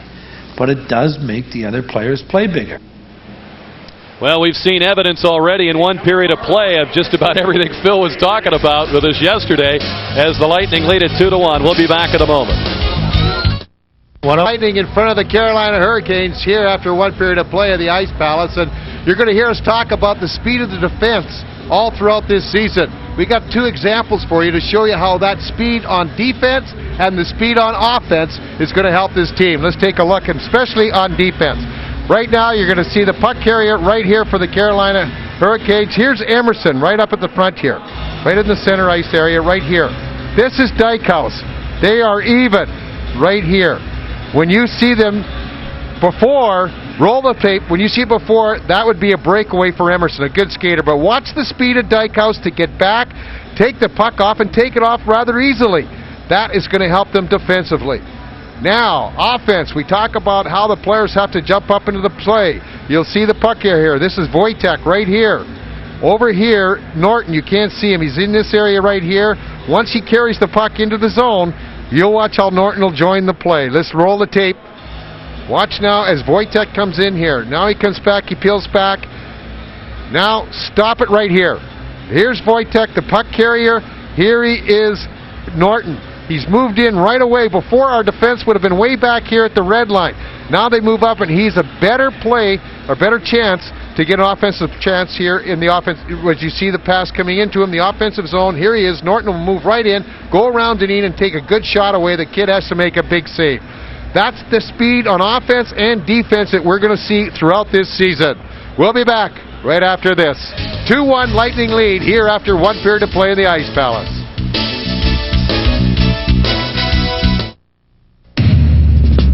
Sunshine Network is brought to you in part by HIP Health Plan of Florida. Affordable quality health care is never a thing of the past. By your Suncoast GMC dealers. By Primeco Personal Communications. Primeco, someday everything will work this well. And by Budget Rent-A-Car. Try a Jaguar, Mustang convertible, or other diversions from Budget. Get out of the ordinary. Let's have a look at our first period scoring summary. Dino Ciccarelli got things started as he surprised goaltender Trevor Kidd of the Carolina Hurricanes at 7:01. Dino's 587th of his career. Michael Renberg in the power play is first as a member of the Lightning to make it 2-0. Kevin Dineen got one back with less than 19 seconds remaining in the period. There's shots 13-9 Carolina. Welcome back to the Ice Palace in Tampa here on Sunshine Network tonight, opening night. 2-1 Lightning over the Hurricanes. Rick Peckham along with Bobby Taylor, our producer Rich Wolf, director Frank DeVincentis, and our Sunshine Network crew. Great to have everybody back and ready for another season of hockey here on Sunshine Network as we look at 37-year-old Dino Ciccarelli, who got things started in explosive style in that first period. And of course, the guy that followed it up, Michael Renberg. People in Tampa are going to absolutely love the way this guy plays. And I think Phil Esposito said it perfectly when you talked with him, Rick. He is such an intense player, and his desire to win and he absolutely hates to lose is going to rub off on a lot of these players. That's really going to help keep this team and keep this game here at the Ice Palace and anywhere else that this team play at a very competitive level. Ryan Bradley set for the face-off to start the second period. Glenn Wesley moves the puck to chase on. Bradley in forechecking. And Wesley lifts it high in the air. It comes bouncing down to the stick of Roman Hamrlik. Throws it behind Bradley. Wesley picked it off. However, Hamrlik slowed him up. Chase on. He's Primo. Across for Emerson. It's the shot go, kicked out by Pupa. Corey Cross fires it off the boards. Jason Weimer tangles with Chason. They backed up by Renberg. The boxes both empty to start the second period. Bradley picks out Renberg. Couldn't hold the pass in front. Weimer just swept it wide. Weimer reached back to pick that one up. Now Renberg had his helmet popped off and a hit by Roberts. Emerson out for Gary Roberts. Roberts shovels it through to Primo. No, Emerson. It's through his legs, and Wesley laid it back in deep. Hamrlik, long lead for Bradley. He knew the Hurricanes were changing and wanted that quick pass. They just missed the connection there, and an icing call results. Individual tickets for home games 1 through 11 now on sale. Tickets are available at the Ice Palace box office. All Ticketmaster outlets are by calling Ticketmaster at 813-287-8844. For voucher or group ticket information, call the Lightning ticket office at 813-229-8800. We're going to find an awful lot of offense coming up for the Lightning late in as players will come in late. You see that shot coming up there with Renberg as well as Weimer coming in front of there. They're coming late. Players are going to wait and see that happening a lot. You'll see the defenseman a lot. That time it was a forward. Evan Haller gets to that puck ahead of speedy Paul Yzerbar. Ciccarelli gets it right back. Popping it out in front.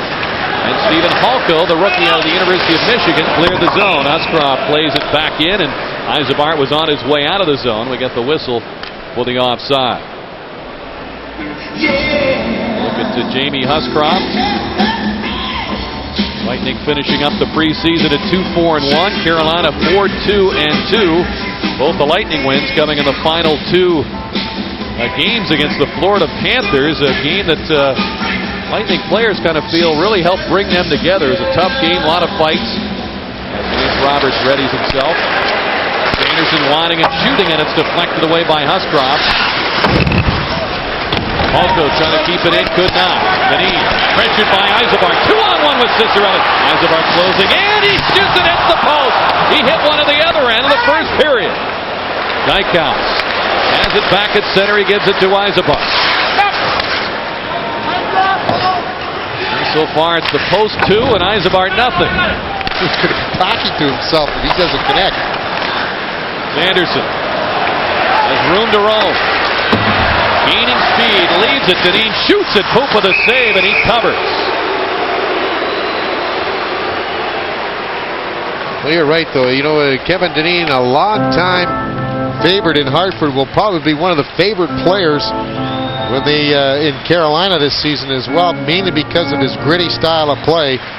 And the captain obviously is the natural favorite when you get to a new center, but 19 goals and 29 assists last year. They said that this team started to turn around when they reacquired him from Philadelphia. It was sort of a country club atmosphere. Where have we heard that before?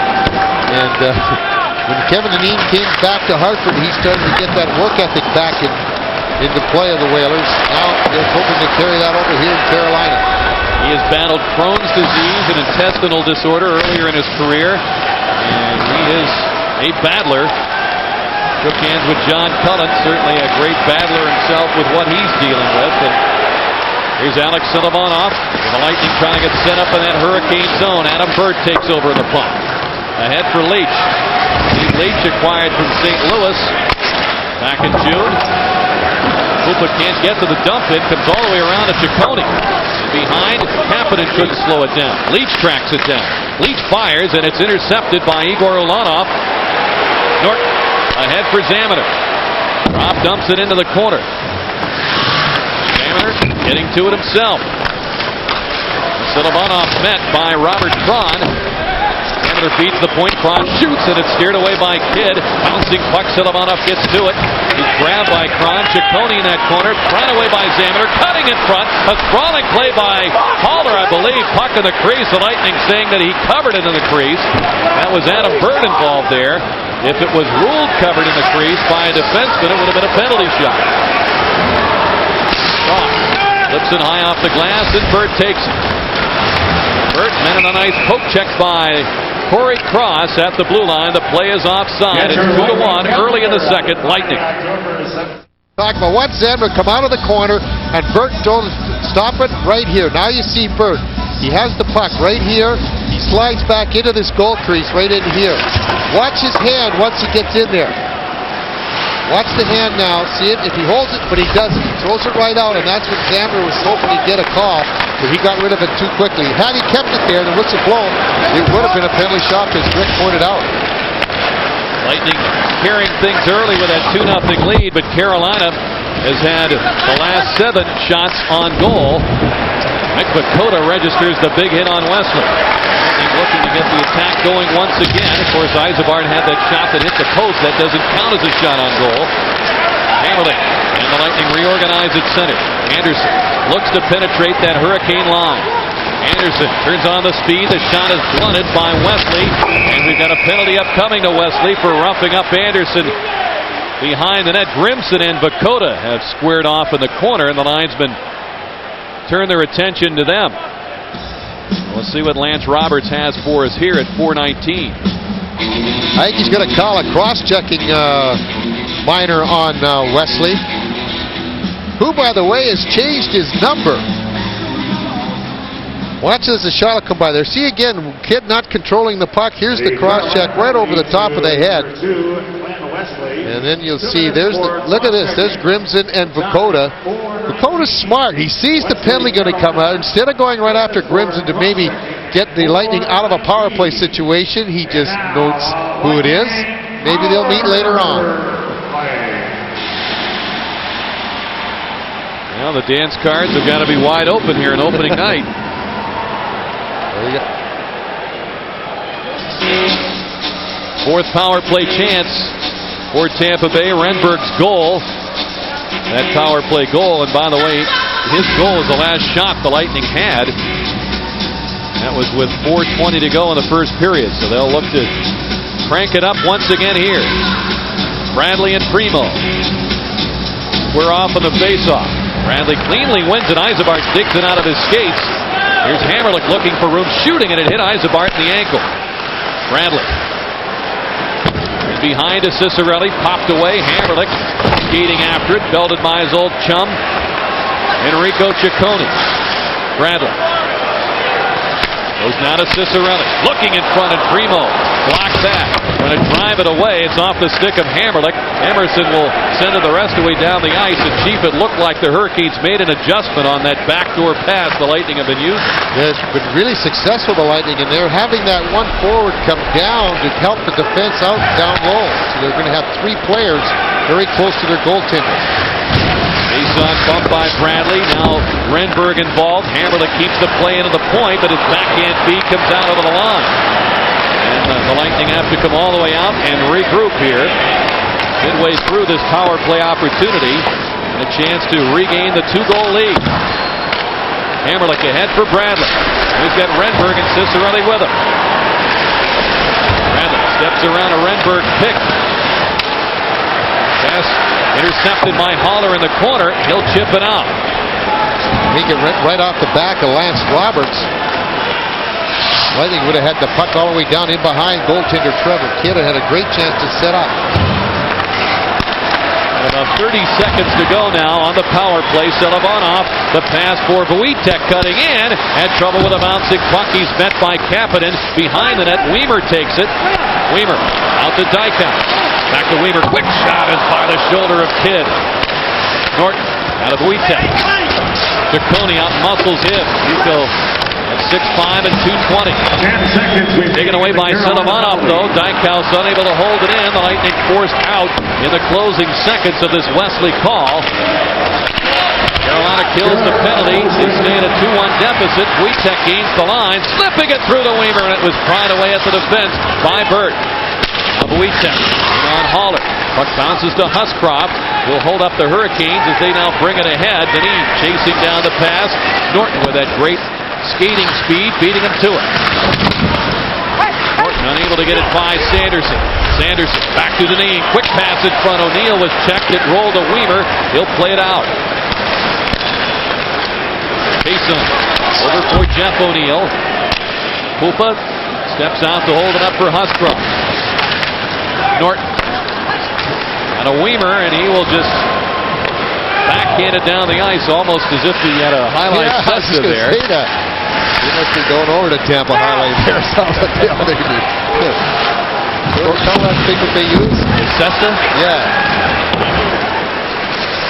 Great hand-eye coordination by Jason now. I'll have to ask him about that. Here's Tom bringing it ahead. Checked by Primo. Kidd sets it up for Halko. Halko's pass. It's off Roberts. Bounced away to center. Pupa trying to keep it away from the on-charging Nelson Emerson. Patrick Poulin with 3 Hurricanes back. The pass to Ulanov on this rush. Back for Poulin. His shot toward the net is blocked by Adam Burt. Primo. 2-1, Lightning in front. 12:10 to go here in the second. Poulin lines it back into the attacking zone, and Burt takes it. Angles it to Roberts. With only 43 games in the last 3 years because of the recurring neck problems that forced him to retire and take a year off. Here's Weimer cutting in and shooting, and it's deflected by Chason out of play. Under 12 minutes to go in the second. Lightning lead on a power play goal by Renberg. Coming soon to AM. Hockey on Sunshine Network is brought to you in part by Discovery Channel. Explore your world. You talk about the new attitude, at least the coaches have talked about the new attitude, and you'll hear Terry Chris say that in our next intermission. Jason Weimer's one of them. Came to camp in tremendous shape, 225 pounds, with only about 11% body fat. And when you talk about strength, he was able to bench 225 pounds 8 times. He's really improved in that area. Best condition he's had since coming here to the Lightning. Ulanov with a shot that's blocked. Penalty upcoming. There's a try by Renberg, deflected behind the net. Delayed penalty upcoming against the Hurricanes. Dino Cicerelli on for the goaltender Pupa. There's a shot by Ulanov, blocked by Kapanen, and now Chason touches the puck. Renberg bumped into him. Wesley comes over to say something about it. Roberts halted play. You noted that a shot was deflected earlier and play was not stopped. You have to have control of that puck to bring about the stoppage, and the Hurricanes ultimately did that. We're going to have the penalty call here at 8:28. They're calling Renberg for boarding here. This is where Lance Roberts was going to call the interference or cross-checking, and then he's giving Renberg a penalty for bumping into Chason, who did a great Academy Award job. But the thing of it is, you got to be careful coming back when you're that close to the boards. And the point of it is this is after the penalty. Here's the shot. You hit him, and there you see him going to the boards. You got to be careful when they're 3 feet away from the boards. They really want to call that because you can't injure a guy very severely. He didn't hit him real hard, but the whistle had blown, and the Lightning were going to get another penalty.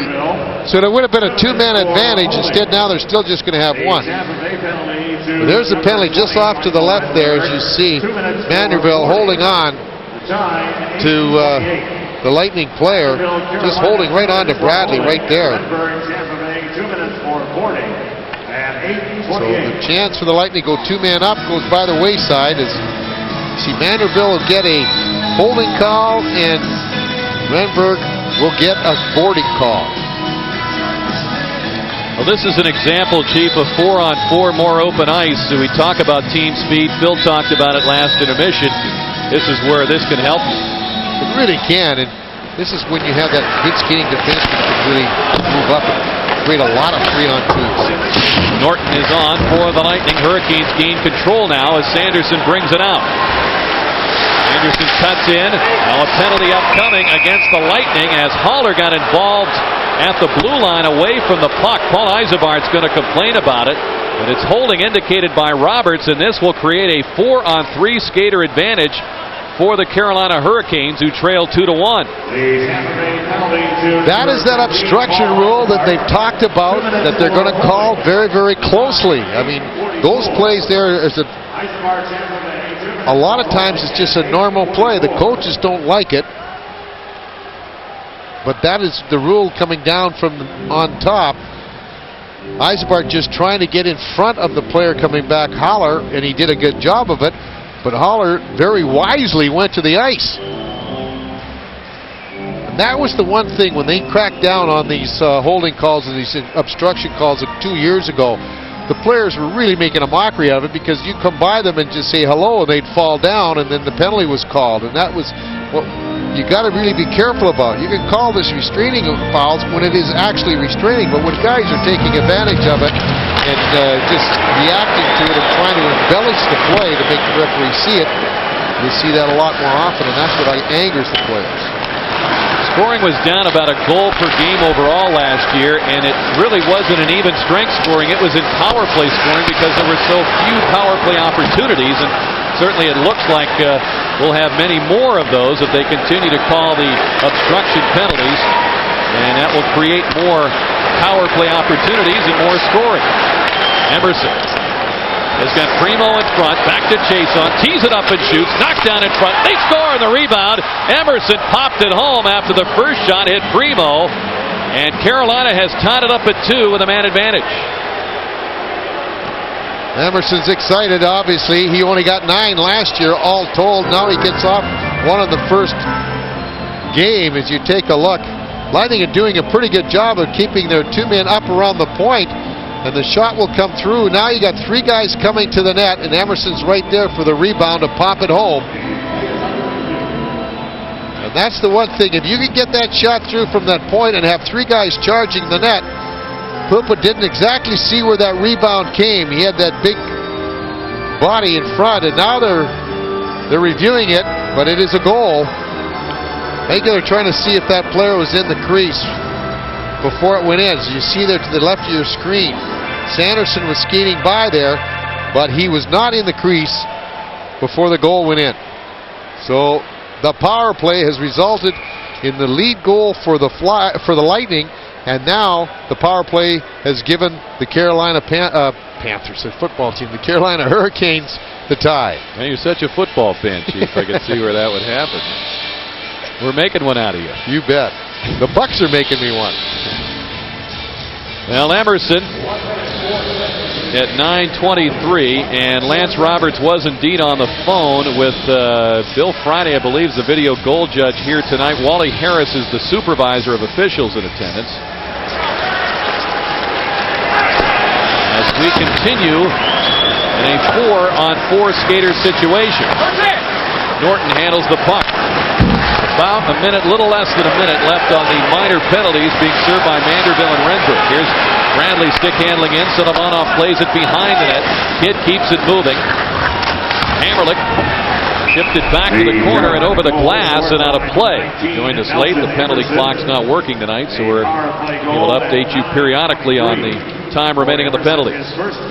Another player who's came to camp in really good condition and has really been impressive has been Roman Hammerlich. He has built himself up to about 218 pounds. He's a lot stronger. And you pointed out, Rick, in the first period that he wanted to kill penalties, and they were reluctant to do it because there were some inadequacies in his defensive game. Well, they tried him out at training camp, and he did exactly what he was told. He played very well. In fact, he's been dominating at times out there. The Lightning have had to kill penalties.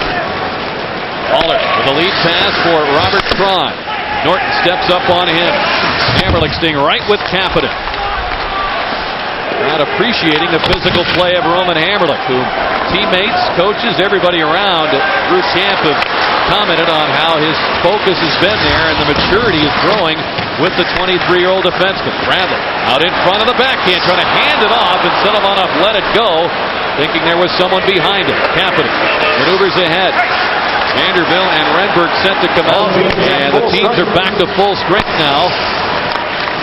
Here's Kapanen checked in front. The try by Krona, stopped by Pupa. Solomonov backhands it out. Jason ahead for Wesley. Finds the play in. Checked from behind by Renberg. Puck is fired to the corner by Steve Leach. Vanderbilt threw it in front. Pupa got a stick on it, and Hammerlich just gets it out of there. The Lightning needed a change, and they'll get one here on the icing call. This has been a slow period for the Lightning. They have not managed a whole lot of shots on goal. Located on Franklin Street in Tampa. Bring your program to the Fan of the Night table and collect your prize certificate. Carolina 5-0 in the second period. And there's Wojtek, Vladimir Wojtek, wearing 79. Interesting story why he chose 79. He played in Finland last year and had a great season with it. But before that, the team had 9, 19, 29, 89 all covered. He played 1 year with 39, had a lousy season, didn't like 49 or 59. So the only thing really left that he could do without getting any moves and odds was 79. That's why he chose the number. Well, 79 just drew a penalty from Steve Chason, and interference the call. The Lightning will have the power play. Shine at 2 when we come back. Second period with 8:51 remaining. This gives the Lightning another power play. Steve Chason prevented Vladimir Wojtek to get to the loose puck. That's another restraining call. Interference is the name. 11:09 the time. Lightning on the power play for the 5th time. Lightning have not had a shot on goal for the last 15 minutes and 29 seconds of play since Renberg's goal made it 2-1 at 15:40 of the first period. So they got to start shooting that puck a little more. They've had a number of chances, but they haven't been able to get it through on goaltender Kidd. Defense has done a good job for Carolina in deflecting it away from them. Well, we saw the Lightning with a very quick puck movement, successful in getting chances. The Hurricanes obviously adjusted. Now it's the Lightning's turn to adjust against.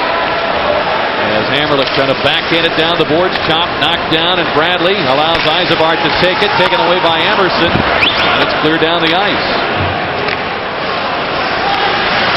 Pass is stolen by Emerson. Walks in, waits, and shoots. Pope with a safe rebound, shoveled wide by Vanderbilt, and we've got a penalty upcoming for hooking against the Lightning that will even it out manpower-wise. Chase on in the box for Carolina, and it's Yzerbark. Watch as Emerson comes down. Now you see Yzerbark hooking on him. He stops his feet moving. If you keep your feet moving, they're not going to call it. But if you just grab a hold of him with his stick and hook onto him and go for a water ski, they're going to call that. And that's exactly what Yzerbark picks up as a hooking minor. That seemed to be the difference between the hook here and Dykhuis's recovery in that first period. He kind of hooked it, kind of water ski, but he kept the feet moving, Chief, and as a result avoided the call. Terry Frazier talked extensively about that as Terry Chris writes his notes down, that if you keep your feet moving, they're not going to call a lot of that interference or that restriction foul. But if you put a hook on like Yzerbark did and stop the feet and then just go for that water ski, you're going to get called every time. So another 4-on-4 situation as Poulant on that face-off gains control for Ulanov. Over for Norton. And Cullen with plenty of open ice. Steams in against his former club. On the backhand, forced behind the net. Norton lays it back to Ulanov. In deep, Selivanov. Grabbed by Burt. Alex fights through the check. Selivanov turns. Still battling Burt. Selivanov stays with it. Great perseverance showed here. At the very least, could end up drawing a penalty with this type of effort. Gets help now from Cullen. 7:20 to go in the second period. Hurricanes have come back to tie. Now Burt yanks the rug out from under Selivanov, and he does indeed draw the penalty. Roberts will send Burt off for tripping. When you watch this, a lot of people think, tripping is just when you get the stick in front of the skate. But watch the stick come right back, and you'll see him. He just pushes the skates, or at least the back of the knee of Alex Selivanov and pushing him out forward. That's just the same as pulling the feet out from in front. Tripping it still is, and the Lightning will finally get their power play under wraps. 12:45, 1 minute 11 seconds remain in the Lightning penalty. 25 seconds remain in the first Carolina penalty. All right, ladies and gentlemen, it's over. PA announcer Paul Porter just updated us. 1:11 to go on the Yzerbar call. 25 seconds to go on the penalty to Chason of Carolina. Now Paul Maurice has Burt in the box for tripping. So it's the Lightning's 4-on-3 advantage here. All right, we want to watch the penalty here. Stop it right here. You'll see that this is where it goes. Right in here. Watch the stick of Burt. He'll push it at the back of the knee of Selivanov right here as we pull it ahead. See him push this knee right out from under? That is tripping. A lot of people think it's just when you put your stick in front of the skater's legs and pull back. But no, if you push behind the knee, which will collapse the player very, very quickly, that's just the same. Burt was pretty frustrated with how Selivanov was refusing to leave the puck earlier in that Oh, man, that just shows you how strong Alex is around that puck. Norton fires, and a shoulder save by Kidd. Took that off the left shoulder. The rebound try on the wraparound by Renberg, and Kidd stayed strong there. The puck is sent out of play by Wesley into the penalty box.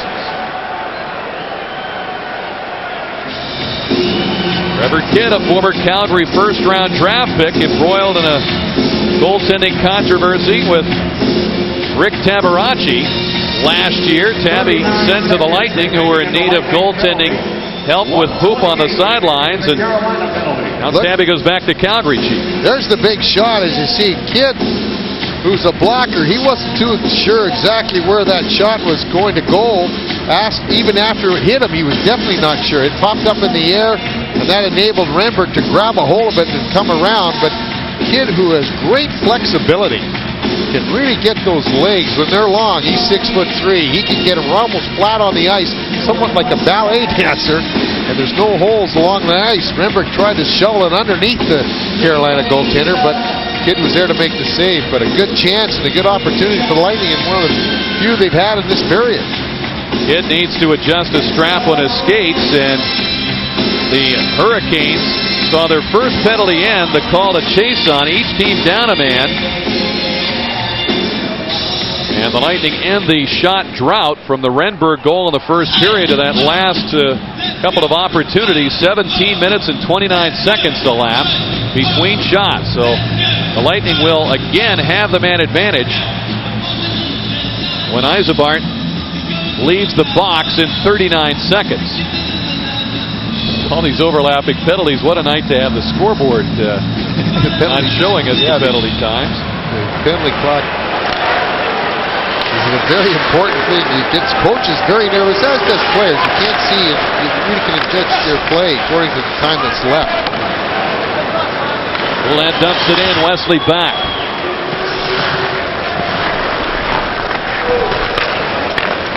Now Chason moves it ahead. Rink wide. The pass was deflected by Zamaner. Deneen battles Norton for it. Hammerlich scoops it up. Lightning penalty will be over in a couple of seconds, and the team will then have the power play again. As now Yzerbar is out of the box. Lightning at full strength. The time left on Burt's call about 50 seconds. Pupa will let Hammerlich pick it up. Ahead for Renberg. Bradley cruises into the zone, leaving it for Cicerelli, who shoots. Kidd to save the rebound there for the taking. Renberg fishing for it. Dino has it. He stops it. Oh, and he sends it just wide as Kidd dropped his stick. Dykhouse over for Hammerlich, the wrist shot. Kidd makes the save there. Renberg keeps it alive. 10 seconds. 10 seconds to go on the penalty. Cicconi's able to clear. And back for it, it's Carl Dykhouse. Ahead for Bradley. Birds out of the box. Carolina back to full strength. Teams finally back to full strength. Tied at 2. Bradley on a steal. Gave it up. Roberts. Checked by Sullivanov. And Alex lands a big hit in the corner.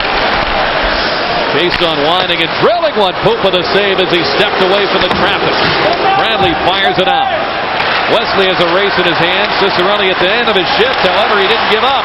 He's got the puck. Wrestled down by Wesley. A call coming from Lance Roberts here.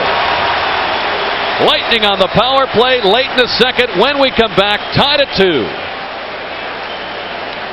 Tied at 2. Lightning get another power play. Here's the penalty right here. He and Wesley and Cicerelli came together. Holding's the call. I'm not so sure that it was a case of them trying to hold up. It was just the two players at the very end of their shift. And I think what happened is Cicerelli faked right and went left, and that fooled to Wesley. But nonetheless, he's going to sit for 2. I think this is the 7th power play for the Lightning. There hasn't been too many that have gone the full distance from start to finish. A lot of overlaps. Hurricanes come up with a 2-on-1 shorthanded. Isabart is back. Roberts cutting in, shooting. Pupa got his left arm on that.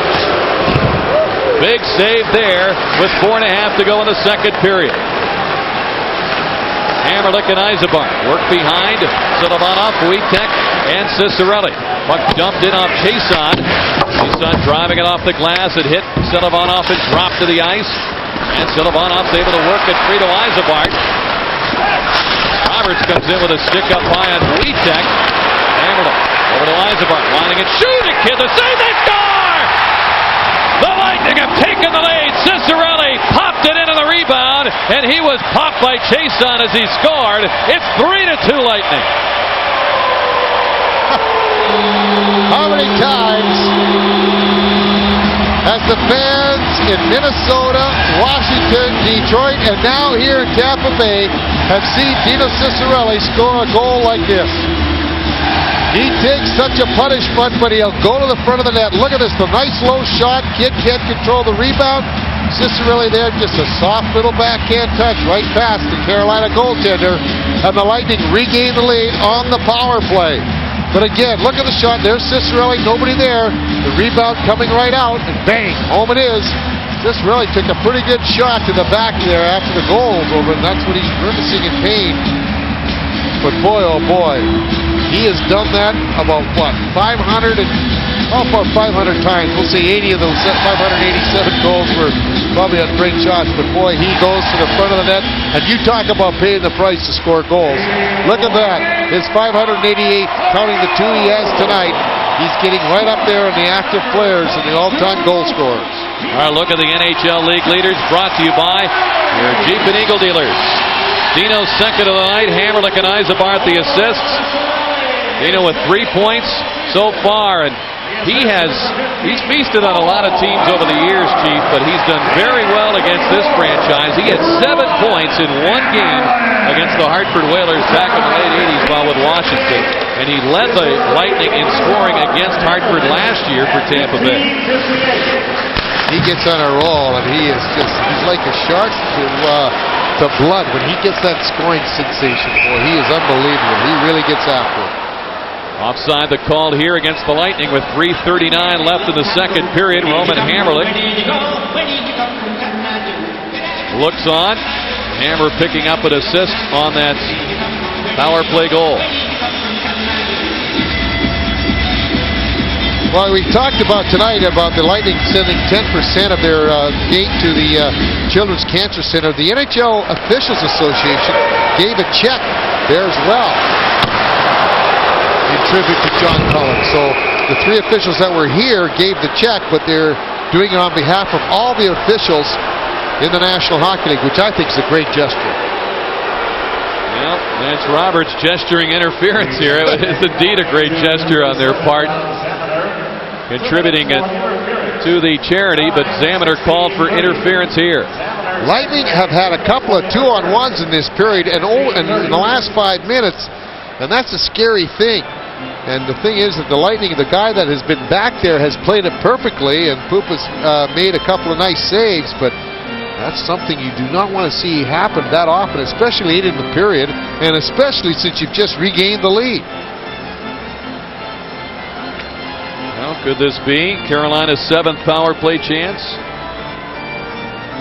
Zamener for interference, a key member of the penalty killing unit, off in the penalty box. Mikhail Anderson working with Jason Weimer, guy who's been given responsibility in the shorthanded unit this year. Working in front of Cross and Huscroft on the Lightning penalty killing unit, as Dineen facing off against his old Hartford teammate Mikhail Anderson. Puck comes to Weimer, hits Emerson with a clearing attempt, and Anderson speeds after him. Now Anderson pursues Chason. Kick off now! Emerson has a power play goal for Carolina. O'Neill chopped to the ice by Weimer as the Lightning dump it in. Anderson challenged by Emerson. Chason brought it loose for Jeff O'Neill. 3 minutes to go, second period, 3-2 Lightning in front. A minute and a half to go on the penalty to Zamener.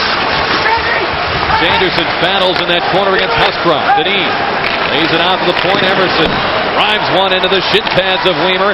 Jason unable to get it out, and the pass hit Dineen. It was off his skate boot, came back to center. Sanderson re-enters for Carolina. Watch by Anderson. He's got Big Primo down low. Dineen gets the pass and drives it on goal. Pupa to stop. Jason. Watch by Anderson. Well, the short-handed unit's been out a long time for the Lightning. Here's the drive by Jason. Tipped wide by Primo. Picked up side of the goal. Lightning need a clear desperately. They'll get it out over the line. Weimer will try to head off. Anderson has to stay on for the moment. The lead broken up, and Cullen will send it the rest of the way. Fresh legs on the way for the Lightning. Penalty time, 30 seconds. Face on ahead for Kapanen. Now Big Primo, who's moving well to go with that great size. Slowed up, though, as Norton trying to get it out. Held in by Burt. Burt wheels in front and fires. Hammerlick blocked it. Burt stays with it. Kapanen shoots. Pupa the save. He dropped to his knees there, and Cullen will clear it out with 10 seconds on the penalty. 10 seconds remaining in the Lightning penalty. Right now, Carolina is throwing everything they can at Darren Pupa, and he is just matching them. And 11 shots in the period. The Lightning 6. Now it's back on at Zamener. Lightning killed a penalty, protecting a 3-2 lead late in the second. Primo throws it in front, kicked away by Cullen. Kapanen turns, he shoots, and he sails it over the shoulder of Pupa. It comes down to Zamener. He chopped it away. Cullen trying to get to it. Primo now flipped by Cullen. Patrick's going to get a penalty when the Lightning control. Haller back for the puck. Kids heading for the bench. They're trying to get the extra man on. Delayed penalty against Cullen for high-sticking Primo upcoming with under a minute to go in the period. And Toms forces the play to center, touch the puck, and the whistle blows. So Carolina back on the power play here at 19:05. Wow, they're getting a lot. This one was one of those inadvertent high sticks when he was trying to clear the puck out, but with all these penalties, there's certain guys that don't get a whole lot of ice time. Patrick Cullen now making his way over to the penalty box. If you're not on the power play or you're not on the penalty killing, you're going to be sitting there. 2 minutes for high sticking. That was just after it occurred, and Primo had come back to give Cullen an idea that he didn't like that. But right now, this is the penalty. Here's Cullen trying to get out. There you see the slash down and misses it. Here's the attempted backhand by Cullen that comes up, and there it is, right on the snout. That don't make your eyes water. I don't know what will. Wow. If you're going to high stick Primo, you got to get that stick up there. That is a high stick. He's 6'5", of course. Yeah, that's in bare feet. And you put skates on him, he goes about 6'7". Of course, the Primo family drawing a little attention last spring in a late season game between Hartford and Buffalo. Keith and his younger brother Wayne Primo ended up fighting. Just like that back home in the Rumpus room when they disagreed over things. Weren't fighting over the TV channel either. No. Emerson with a pass intercepted by Zaminer, settles it down, backhands it out. 35 seconds to go in this second period, and the Hurricanes are whistled for the offside. That man there is going to be very happy when that final buzzer goes to end this period. Lightning have had not much offense this whole period, even though they've taken the lead on that power play goal by Dino Cicerelli. They've only managed 6 shots on goal.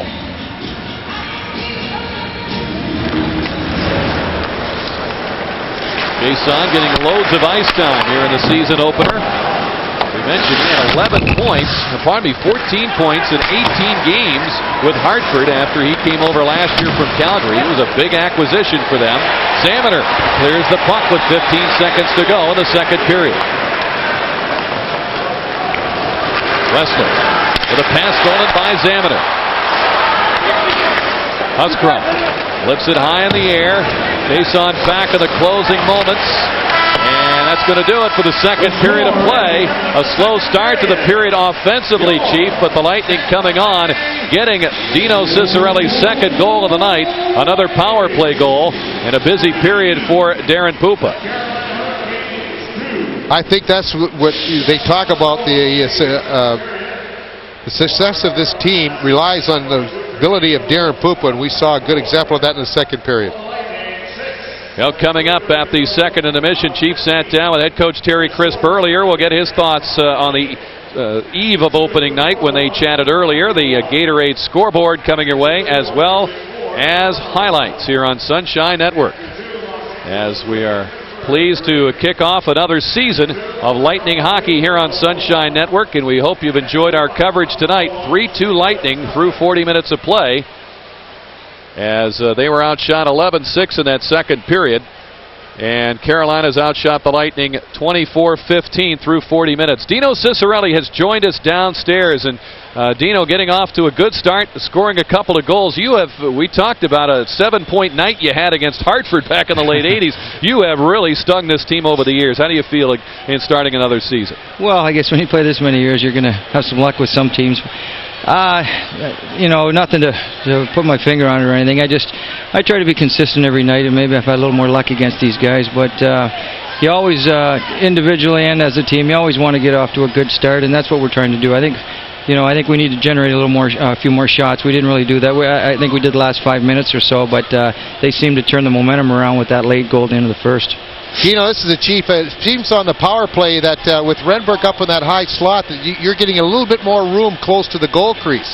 Well, any power play is going to be successful if you have good puck movement. So Rennie positions himself well, and it makes the decision on their defense a little tougher. I think we've got a few plays, and if we can throw a few different looks at them, it's going to open up chances either for the defenseman or Rennie. On that particular play, Rennie was opened. Izzy hit the crossbar, I think, on the first or the second power play. So we've been moving around pretty good tonight. Great start for you, Dino, and the team. Finish it off in the third. All right, thanks, guys. Dino Cicerelli, our guest, as we have a look at Dino's goal that's given the Lightning the lead. 3-2 after 40 minutes. Stay with us. An opening night of 17,808 enjoying this one. Lightning leading the Hurricanes by the score of 3-2. Before the game began, Chief sat down with head coach Terry Crisp to get his thoughts on this game and the season. Crispy, 6 years now at the helm of the Tampa Bay Lightning, the longest tenure of any coach in the National Hockey League. You got to be pretty proud about that. I was afraid of that, Chief. I knew you were counting. I knew you were going to bring it up. I thought we could keep it a secret. I don't know if proud is the word. Probably a little leery of it. Maybe in the business we're in, Chief, and lasting that long. But I think it's a compliment and a credit to Phil Esposito and the Japanese that they wanted to keep some stability. And I guess they figured through even the hard times and the times where it was a lot of trials and tribulations, they hung on and showed faith in me. coming into this season, everybody has a lot of expectations. They have a lot of hopes. They have a lot of questions to be asked. And I know one of the questions that was asked by you in training camp, or answered, I should say, was that the chemistry of this team. Yeah, and a lot of people want these questions, and you're the main one that's been asking me all training camp is to what are we going to do, what do we have this year, the new chemistry. From day one, when you and I walked up to Lakeland and we had our first coffee and sat around the rink, we both felt a new attitude, a new atmosphere from our players. I don't know how it evolved, why it evolved, or if suddenly they just all decided, hey, get all this BS behind us, all the summer stuff, etc. Let's put this back on. We were that close last year to making it. We made it the year before. Let's do it this year. I just love the attitude around our dressing room and in the practices. They seem to have a lot of confidence in one another as well and expect to do well, the players themselves. You know what, Chief, when they look around, you got to expect that because you say, okay, Renberg. Yep, then he looks over and sees Bradley. Then you see Cicerelli. Now you see Eisebert coming back. Now you see the youngsters, Weimer, Hammerlich, Lanka, all starting to produce. You look at your rear end. Roman's going to break out, I know it. We got Huscroft, we got Dykhouse added, Corey Cross coming into it, Pupa healthy. I mean, when they do look around, we all look around, there's a lot of room out there for optimism and for some good cheer for a change. Well, the key of it is Pupa. Oh, you see? You goalies, people, you have to understand, being an ex-goalie, you stick to it. But he's right. The key is Darren Pupa. We keep him healthy, we're away to the races, and Brian Bradley healthy, and Eisebart, and the other 18 guys healthy along with them. Thanks, Coach. Hey, Chief, anytime, and send my Rolex to my room, will you? Okay. Rick? Thanks, Chief. Thanks, Crispy. Well, there's 9 other games on this opening night of play in the National Hockey League. We'll update you on those when we come back to the Ice Palace in just a moment.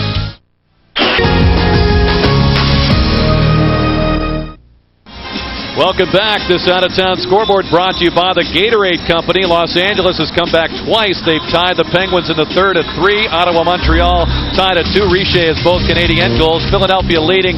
Now it's 3-1 in that one.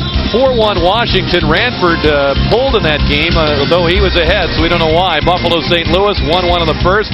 Dallas, Colorado also 1 apiece in that first period as they get underway at McNichols Arena. And Detroit, the defending Stanley Cup champs, a 1-0 lead in Calgary in the first. And Chicago and Phoenix, Edmonton and San Jose later starts.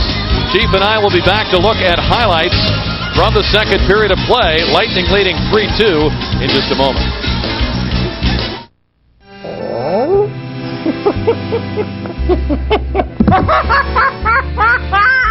Still paying too much for car insurance? Geico, a 15-minute call could save you 15% or more.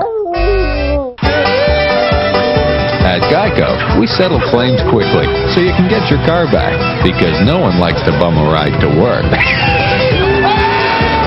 Geico, a 15-minute call could save you 15% or more on car insurance.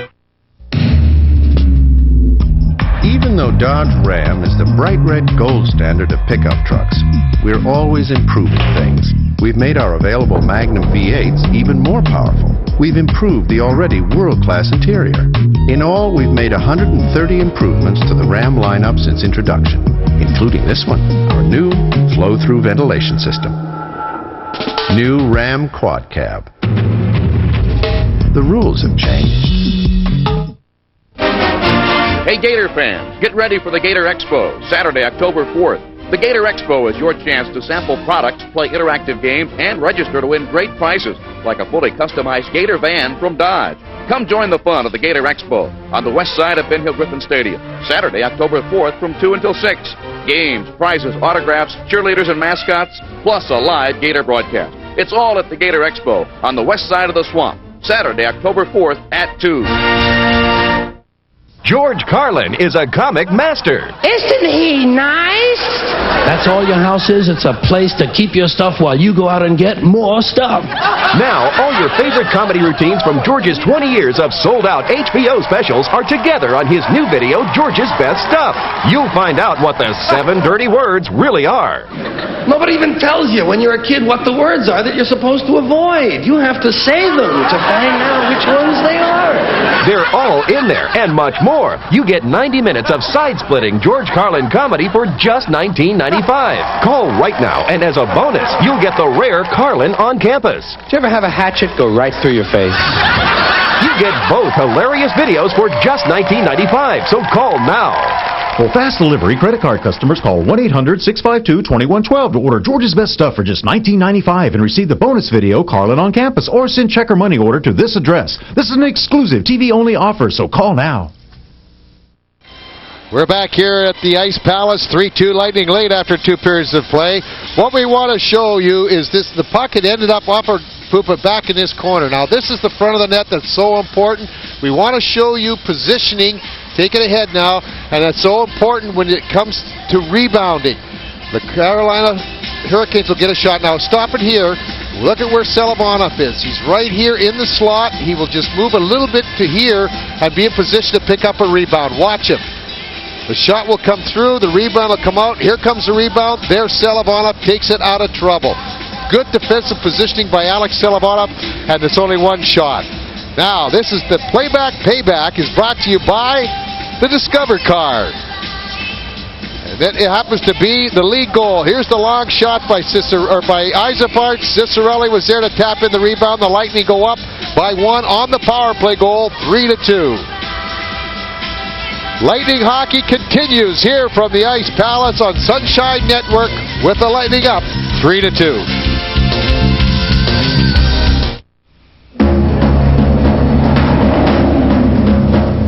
Don't expect too much from yourself, Michael. Start on varsity. You can't play at the level of North Carolina. Be realistic. Forget the team. Think of yourself. Why go back to basketball? You'll embarrass yourself. Had enough? Just getting started. There's been a change in plans. I'm going to L.A. tomorrow? Tonight. The meeting's at 8 a.m. Oh, and here's your rental. You got a good deal. This is it? Have fun. Great presentation. Enjoy the rest of the day. Budget introduces the VIP pickup for just $25 a day. Budget. Get out of the ordinary.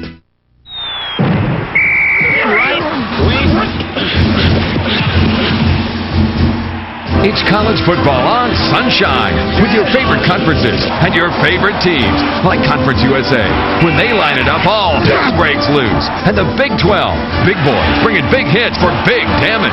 And don't forget the Pac-10, where the top guns shoot it out. It's a Pac-10 shootout between Arizona State and Washington, Saturday at 6:30 on Sunshine. Serving up the slam and setting up the spike, the Lady Gators shoot towards a win while their opponents dive to defeat. LSU takes on Florida Sunday at 1 on Sunshine.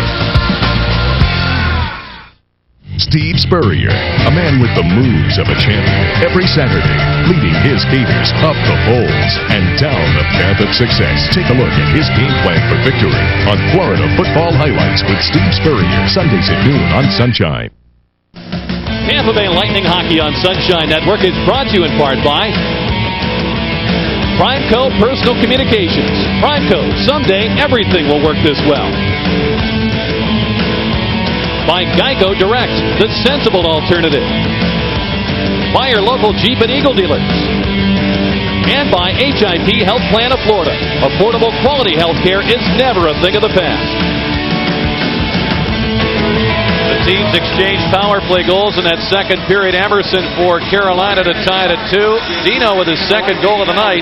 A power play goal to give Tampa Bay the lead. You see the shots 11-6 for the period for Carolina, 24-15 the edge to the Hurricanes for the game. And Carolina will have 1 minute and 5 seconds of power play time to start this third period with Patrick Poulat in the penalty box. Nelson Emerson starts it out for the Hurricanes. The pass is tipped by Anderson. Kapanen puts it in behind to Gary Roberts. It's off a stick, hit the back of the goal, bounced to Hammerlick and Anderson. And Roman will move it ahead. Salmon are also there. Anderson shoots and it's deflected wide by Chason. Chason moving it ahead to Roberts. One-time 50-goal scorer earlier in this decade for the Calgary Flames. Salmon catches up to Wesley. Holding up that Hurricane power play all by himself. We've got 15 seconds to go on the penalty. Hammerlick winding and drilling one back on Trevor Kidd. 10 seconds remaining in the line. Jason let it go to center. Missed off the bench comes Igor Ulanov, and he'll backhand it inside the Carolina line. Kulap sent to Kamalki. Now the Lightning have killed the penalty, protecting a 3-2 lead. They've held Carolina to 1 for 8 with a man advantage so far tonight. Kevin Dineen trying to get to a dump in. Now O'Neill does. His shot is tipped behind the net. Sanderson pokes at it, and it's dunked loose by Renberg. The net moved away from the pegs, and we get the stoppage in play. Lightning fans win a Tampa Bay Lightning prize pack, including tickets to an upcoming Lightning game by listening to Scott and Rob between 4 and 7 p.m. on Sports Radio 820 tomorrow. When they ask for the hockey term of the game, you win. Today's term is face-off. Listen to Sports Radio 820 between 4 and 7 and continue to watch the Lightning on Sunshine Network for your chance to win. There's Jeff Sanderson, the Lightning killer. Boy, he has been unbelievable. He had 18 games against the Lightning. He has scored 12 goals and picked up 20 points in his career against this club. He just almost single-handedly defeated the Lightning in 4 games last year. He only had 2 shots tonight, though. None of them ever coming close to scoring. He's lost his centerman. Andrew Castles is centerman for a number of years, going in that Calgary deal. The pass in front. Bradley shoots. Kidd the stop. Rebound. Kidd with a save on Weimer, who one-handed that on goal, and Kidd stops play. Oh, man, was he set up perfectly. Michael Renberg in the corner, and you got to make sure there. He missed the first time, but then he just flipped it through it, and Bradley had to settle it down because the pass was flipped up over that defenseman, and had it been able to get there real flat, he could have one-timed it, but that extra fraction of a second where he had to settle the puck enabled Kidd to get over there and make the save and keep this a 1-goal deficit for the there I go again. The Hurricanes, the Panthers. How many times do you think we do that all year? Let's see him 3 more times. Here's Ulanov cranking one wide as Kidd came out to play the angle. Weaver working over his man Leach along the boards as the Hurricanes will try to get out the other side, and Wesley flips it to center. Norton checked by his former U.S. Olympic teammate Steve Leach. They were together in the 1988 U.S. Olympic team. Rice has the puck and he sends it wide of Pupa. Puck comes back to Wesley. Into Leach. Now Rice sending it right through the goal mouth, and Weimer bounces it wide of Kidd. We'll get an icing called here against Tampa Bay.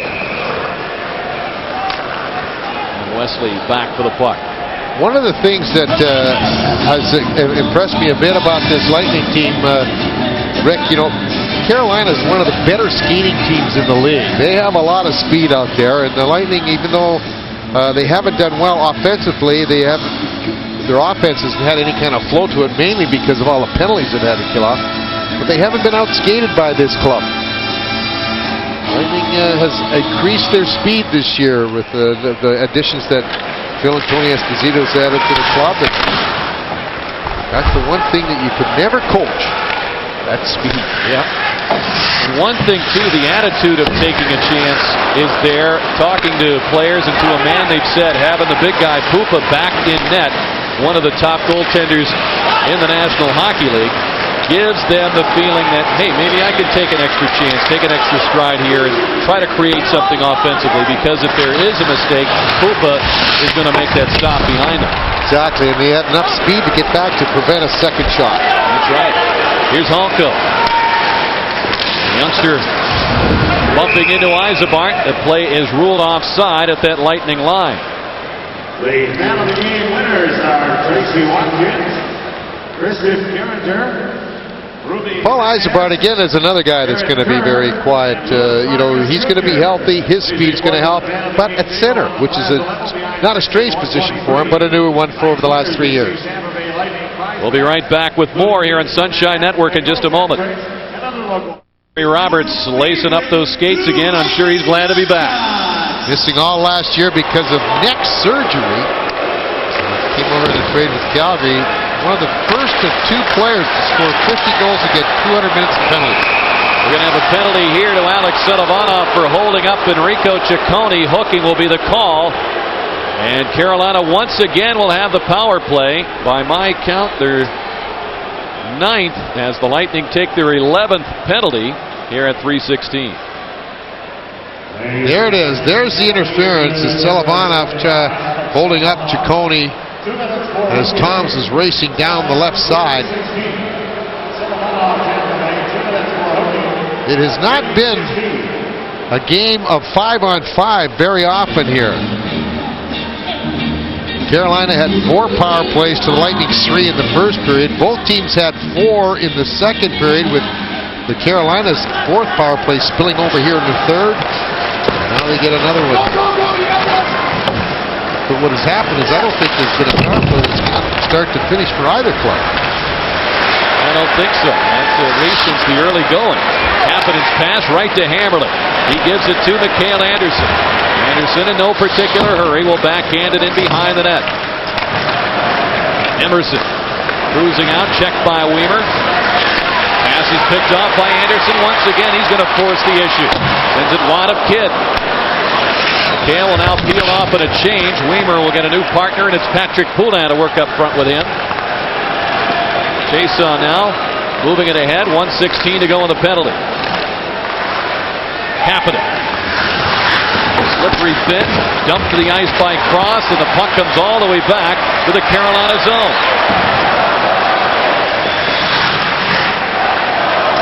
Emerson, one-time 33-goal man with Winnipeg. A couple of years ago, pass ahead for O'Neill, flipping one in. Pupa plays it, drops it for Norton. Jeff moves it along to Weimer, who's still out there. He can't get it by Wesley at the point. Carolina trying to get set up here. It's taken them over a minute to do so. Here's the shot by Wesley, and it's blocked by Huskroft.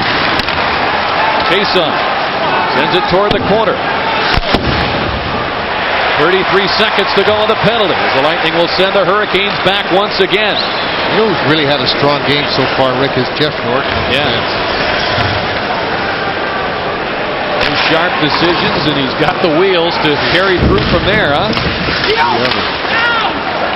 And here comes Norton out of the zone.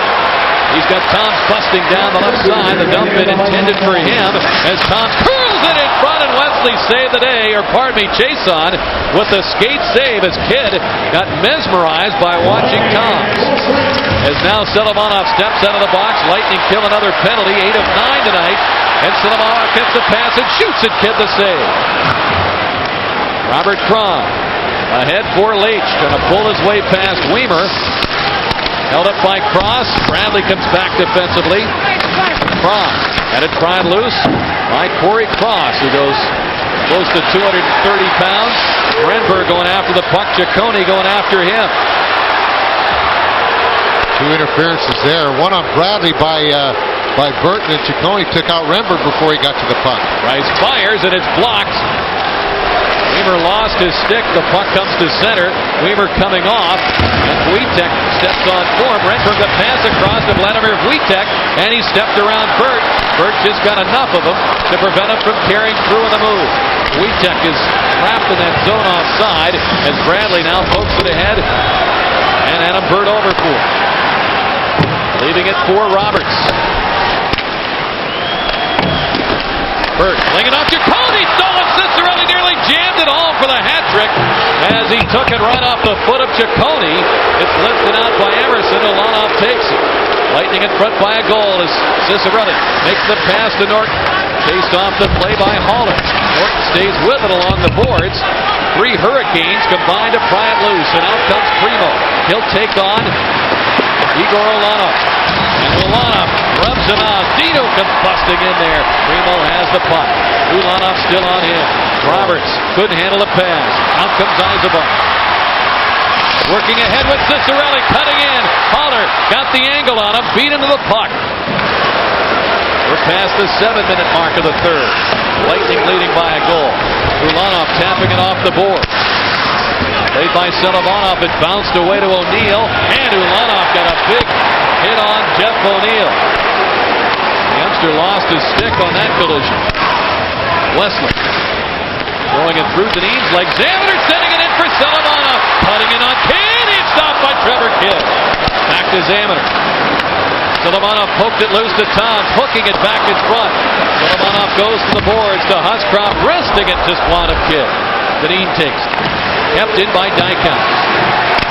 Good pressure by the Lightning here. The crowd appreciating their efforts, forcing an icing call. And a crowd of nearly 18,000 on its feet. 12:07 to go in the third. Lightning by 1. This is one of their better chances of those 6 shots. Salamana through the middle, and Kidd makes a beautiful split save to prevent the Lightning from going 2 up. Renberg keeps it in, dumping the puck to the corner. Berg chasing after it. Deneen chips it out. Huscroft unable to get to it. Here comes Sanderson blazing down the wing, and Huscroft saw him coming. Big collision. Dykhouse runs his man into the boards. Now Ciccone going after Dykhouse. Huscroft grabs Ciccone. Everybody's involved. The injured Hurricane still down along the boards. I can't tell who that is just yet. But we have got an interesting call coming up. Jeff O'Neill. Yeah. Well, he was taken out very forcibly by Carl Dykhouse. You know what's nice, though, is you see this Lightning team very, very quickly getting to the aid of each other. Now watch Poulin and Deneen. Deneen's a lefty here. Patrick knows that. They're teammates from the Hartford days. And then we got Ciccone pounding on Dykhouse, and the linesman let him go. And Dykhouse takes him down. Carl with pretty good size and strength himself at 215 pounds.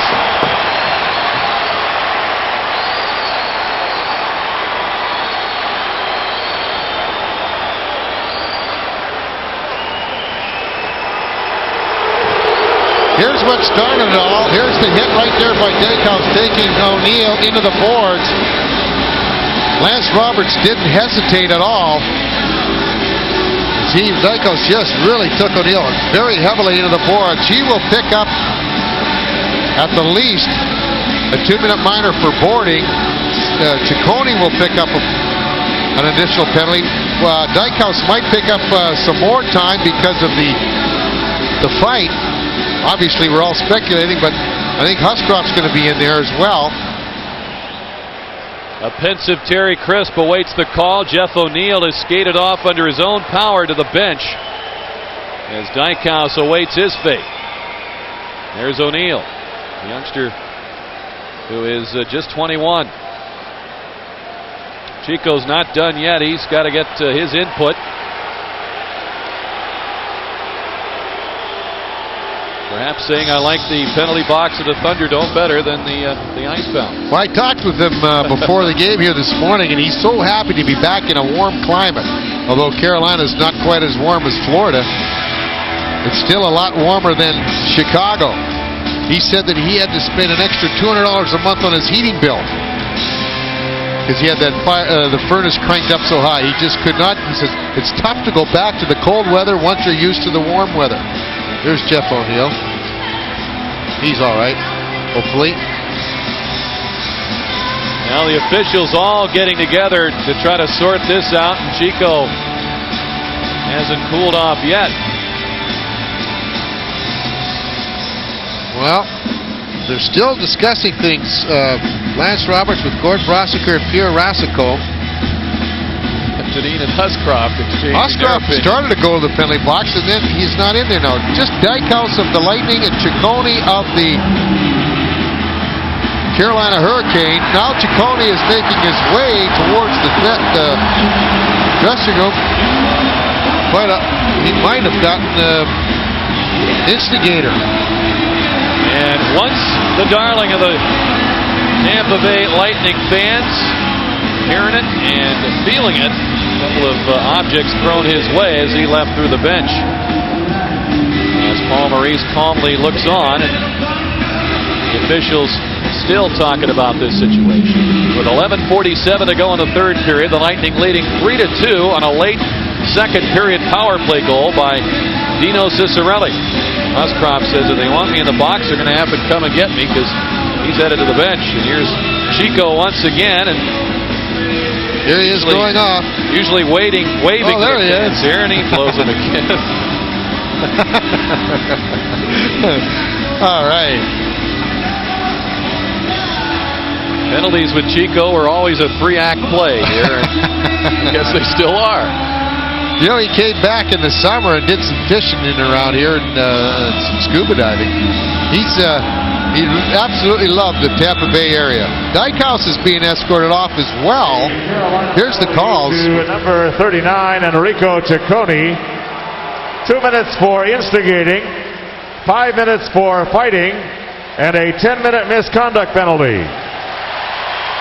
The Tampa Bay penalty to number 14, Carl Dykhouse, 5 minutes for checking from behind and a game misconduct. The Tampa Bay penalty to number 8, Jamie Huscroft, 2 minutes for roughing. The time, 8:13. So they'll all even out. Carolina, 2 minutes for instigating, 5 minutes for fighting, 10-minute misconduct. Dykhouse, Tampa Bay, 5 minutes for checking from behind and a game misconduct. Huscroft, Tampa Bay, 2 minutes for roughing. The time, 8:13.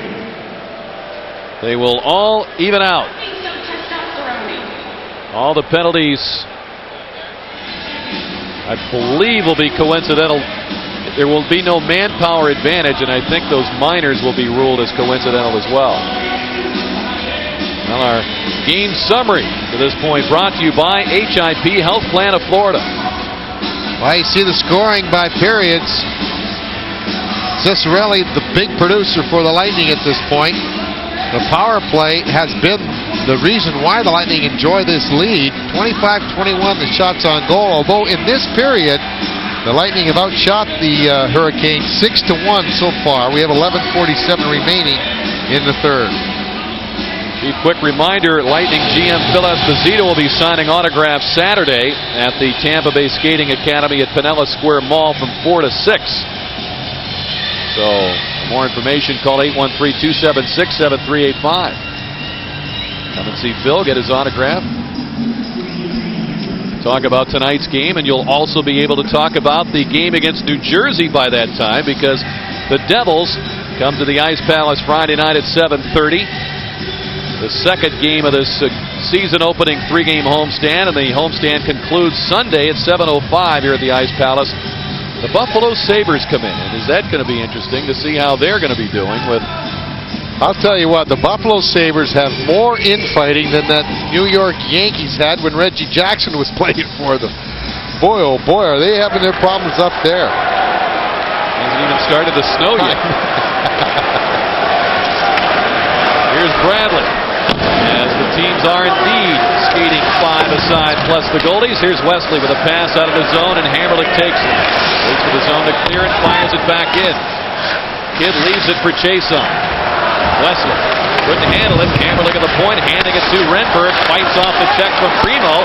Centers it. Brett Bradley fires, and it's off the leg of Chason. It bounced to Weimer. Bradley has it back. The late penalty to Carolina. Kidd is safe. Rebound loose in front, and it's fired away by Roberts. And Lance Roberts halts play now and indicates a slash against the Hurricanes. And Roberts now knocks over Hammerlick on his way toward the box. Behind the view of Lance Roberts, no relation. And it's Gary who'll be sitting it out. Away from the play, Renberg and Primo have to be separated. This is what there is, the little pump there, and of course the players going down. This is what we talk about. Players are trying to embellish acts to see if they can draw more calls from the officials. That time it didn't work. But Roberts will pick up a slashing minor. But watch this play. Here's a good shot off the post, or probably off the goaltender, Kidd. And Renberg, as well as Bradley and Hamlet, trying to pick up that loose puck, and they really couldn't quite do it. Kidd has had a tough time with handling the shots as far as controlling his rebounds. He's popped them straight up in the air and is not really quite sure where he is. But prior to that, watch Renberg stiff-arm Primo right there. I'll tell you what, Warwick Dunn would probably like that straight arm. Yeah. Coming right down the boards, and that set it up, and Lightning almost had a chance to give their lead a 2-goal cushion. Speaking of Warwick Dunn, our statistician tonight, Rick Odioso, usually works with John Madden and Pat Summerall on the Fox NFL coverage. Working with us tonight, thought he might have an easy night. He's had 72 penalties to deal with. So. Yeah. I'll tell you what, I can see why John Madden is always informed. He's done a tremendous job here with all the notes and tidbits he's given us. He sure has. Dumped in by Hammerlich, hit Wesley up in the neck. And now we get the stoppage in play. Warner Rasico has called it play. Now you're calling it an offside. Wait a minute. Boy, I'll tell you what. That's got the Irish up and crisp right now. Why the whistle? He wants the explanation. See now, there's the shot right there. And one of the things you might want to look.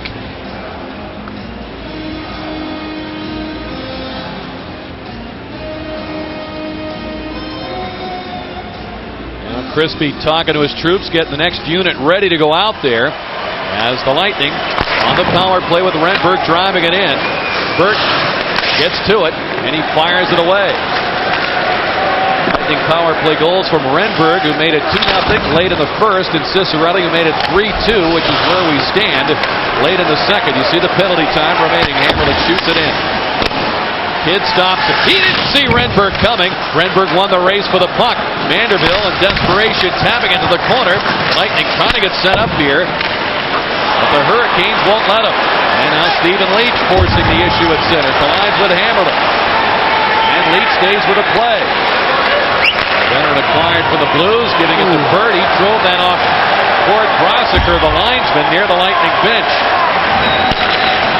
Silivanov has 43 seconds to go on the penalty. And it's fired down the ice by Chason.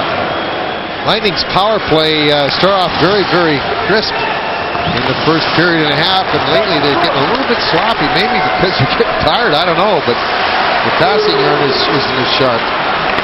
Weaver. And behind us, Silivanov, muscled there by Chason. Wojtek reaches in to grab the puck. Beating it now across. He'll let it go. The shot tipped over the net. Rebound is chipped behind the goal by Mason Weaver. Wojtek had it taken away by Kapanen, and he'll clear as the penalty's about to expire, and now does as Gary Roberts returns. The Hurricanes kill the penalty. They're still down a goal with 9 minutes to play in the third. Cross. Get around, held into the point by Burt. Burt pursues the play in deep in the attacking zone. The centering pass was deflected. Haller. Norton taking over. Didn't have much on that pass. Sanderson with his speed caught up to it, but Wojtek grabs it. Long pass off the leg, and Silivanov nearly came up with it, but it's ruled a two-liner. They'll bring it back. Tampa Bay leading by the count of 3-2 here at the Ice Palace. The Business Journal luncheon of the season will be held Tuesday, October 28th at the Palace Club. It's your chance to meet Lightning newcomers Michael Renberg and Carl Dykhouse. Call 813-873-8225 to reserve your seat or corporate table. Lightning with a 7-1 shot edge here in the third, leading by a goal. Missing in a power play chance just a few moments ago. As this crowd of 808 inches closer to the edge of their seats and prepares for the final 8:30 of regulation time. Burt, watched by Jeff Thomas. Kevin Haller. Pass to O'Neill. He is met by Orlov, and that came from the front, not the back. Here's Norton, sending it off the glass and out of play. If Norton must feel that, or I should say, O'Neill must feel like he's got a target on him. This is one of the newcomers. We've talked so much about the new players. This is the new coach for the Lightning, Rick Patterson, assistant coach. He, along with Dave McQueen, who, by the way, is at home recuperating from a blood infection. And I know Queener, as he's called around the dressing room, is watching tonight. We got to make sure we say hello to him. Hope he gets back soon.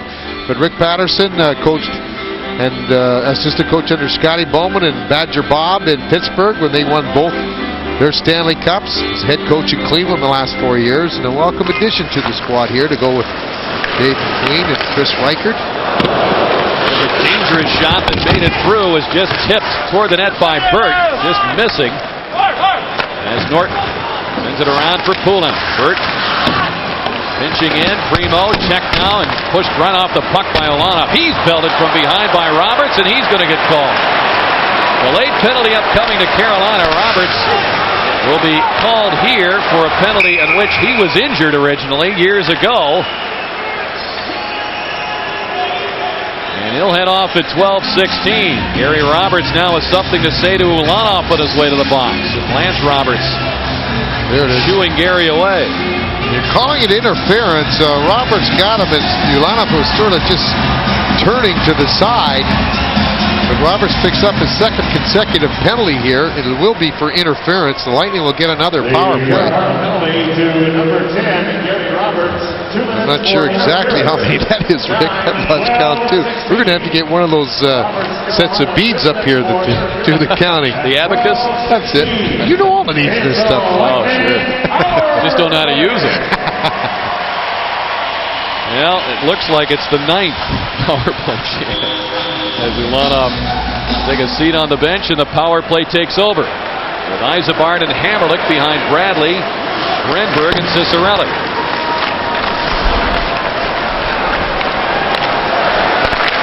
Renberg with a quick pass to Yzerbark.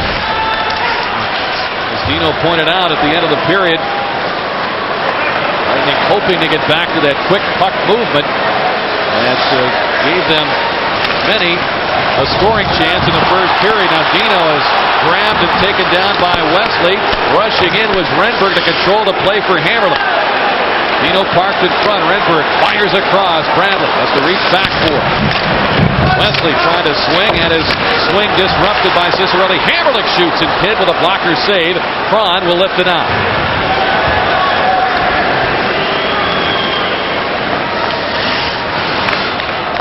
You've got 1:05 to go in the penalty. Solomonov trying to tip it ahead. Hit lands Roberts. Vanderbilt can't get it down the ice against Witek. Vladimir rink wide for Solomonov. Alex with a breakaway stop by Kidd early in this third period. And now Burt will wrist it down the ice. You like special teams to reach your game. Ooh. Vanderbilt throws a hit into Solomonov. Puck still contested for. Yzerbark helps Solomonov come up with it. Zameter throws it across for Witek. 27 seconds to go in the penalty as Solomonov shoots it in. Witek is met by Burt. Zameter back to Witek. Chopped away by Burt, right to Solomonov. He feeds the point. Norton sends it to Solomonov. Walking in. He shoots. Glove save by Kidd. He'll hang on. As we have 8 seconds remaining on the power play. Well, Alex getting more time here in the latter stages. The power play with him on the second unit didn't get a whole lot of work because of the fact that it didn't pan out to be a full 2 minutes. Now he's getting more work here in the third period. It's a nice shot. He's so strong when he has the puck. It's very hard to knock off or take off the puck. There he had 2 guys going after him and hooking at him. He still got a good wrist shot away, and Trevor Kidd showing a very quick glove hand there to make the save. Still a 3-2 Lightning lead here. 5:52 remains in this third period. There's our shots with the Lightning dominating in the third. O'Neill back out there after a number of crunching hits for Carolina. Here's Huscroft to Toms. He shoots, deflected, save by Kidd. Loose in front and swept away by Denis. Now as Roberts has returned for Carolina. The Hurricanes back to full strength. Trailing 3-2. Roberts cutting in. The pass across hits Zameter and bounced wide. Good play by Zameter. Coming back to break that up. With his back to the play, O'Neill fields the point, and it's Wesley with a shot tipped wide by Denis. Zameter works it free for Norton. Denis right there to pick it up. The Hurricane captain spun around on the check by Huscroft. It's kicked loose. Solomonov has it, and he will chip it off the boards and back down the ice. Toms giving chase on a run for his money, and he wins the race. Toms looking for fresh help off the bench. Throws it back of the goal. Kidd keeps it moving. Team off the glass to Jeff O'Neill. Yzerbark trying to slow up Sanderson. Does. Pass behind Cicerelli. And Wesley. Over for Burt. Burt with a pass to Sanderson. Chased by Cross. Sanderson circles back. Looks for help. Sends the shot off the back of the goal. Hammerlich gets to it. Roman flips it off the glass and down the ice. Kevin Haller, much traveled defenseman. The pass over for Primo. He stepped around Bradley with a nice move. Big Primo gets it going now. The backhand try by Emerson. Poop with a save. Big stop there as Bradley turns it around with Cullen. Cullen waits, snaps off the shot, and it's over the shoulder of Kidd. Puck comes down to Primo. Emerson, long lead for Rice. Swept away by Norton. Lightning in a change, so are the Hurricanes, and here comes Weaver picking his way down the boards. Lets the shot go over Kidd. It comes all the way around to Huscroft. It got by him, and Norton smoothly skates back to pick it up. 3:45 to go in the third. 3-2, Lightning in front. Burt had it chopped away by Renberg. Steve Chason driving it around for Rice, deflecting it for Kapanen. He's offside, but Cross will get there first anyway. Cron centers in front, and Huscroft got a stick on it. Toms and Cross looking to make that head-manning pass. Didn't have the angle. He's tripped up. Examiner fires it in. Haller moving it to Burt. Sammy Kapanen gets it back from Cron. Near the 3-minute mark remaining here in the third period. Boy, the Lightning are really paying attention to their defensive assignments now. Carolina has to open it up. They're going to have to really gamble now. They're under 3 minutes to go. They got to get that second or that tying goal. That might give the Lightning a more chance for odd man breaks. Neal moves the puck to Sanderson, looking for the shooting angle. Gets it. He scores. No, they're going to wave it off and went in the net.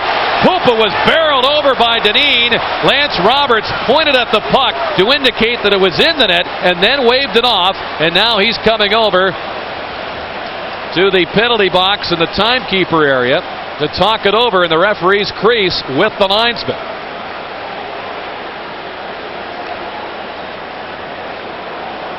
Watch how the pass will come in, and here's Kevin, and he was saying that he was knocked in there, but when they go up there, all they ask is, was he in the crease or not before the goal went in. They can only ask one question. They can't ask whether he was knocked in there. That's up to the official to decide that, but they've got to determine whether he was in the crease before the puck went in. Well, you don't want to read someone's mind, but by the indication that Lance Roberts gave, you would think that his opinion of this situation was that Dineen was at fault. Right now. But let's see what happens. No goal. A disappointed Dineen skates off. Barry Crisp getting his troops ready. The next unit on with 2:39 to go. And the Lightning leading 3-2. This is where he has to determine whether or not the puck was in.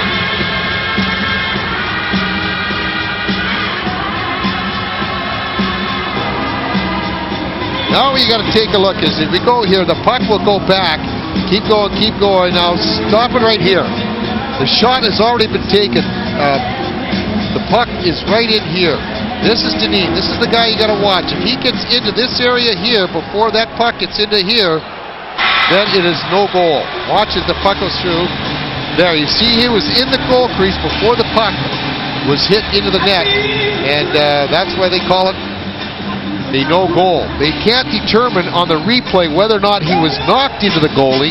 They just have to determine whether he was in the crease before the puck entered the goal or entered the crease, let alone the goal, and they determined that, so the goal was disallowed. Lightning still leading 3-2 with 2:39 remaining in the third. And the draw comes outside the Lightning zone where Bradley controls it. Here comes Hammerlich, slipping it up the boards. Haller reached back for it, now locates it. Now he's got Renberg right on him, and Bradley fires it in, but right to Chason. Chason trying to lose. Bradley going lead ahead for Emerson. Primo coming late. And a great stride through center, cranks it over the net. Big Keith Primo at 6'5" and 220, really moving there, and he got all 220 pounds behind that shot. The puck is sent the length. The Lightning leading by 1, 2:06 to go in the third. 3-2 Lightning, and welcome back to our matchup. The Chief, I guess we could call this an act of God. The Hurricanes taking on the Lightning tonight. And that guy might be talked about in the same breath as what you said.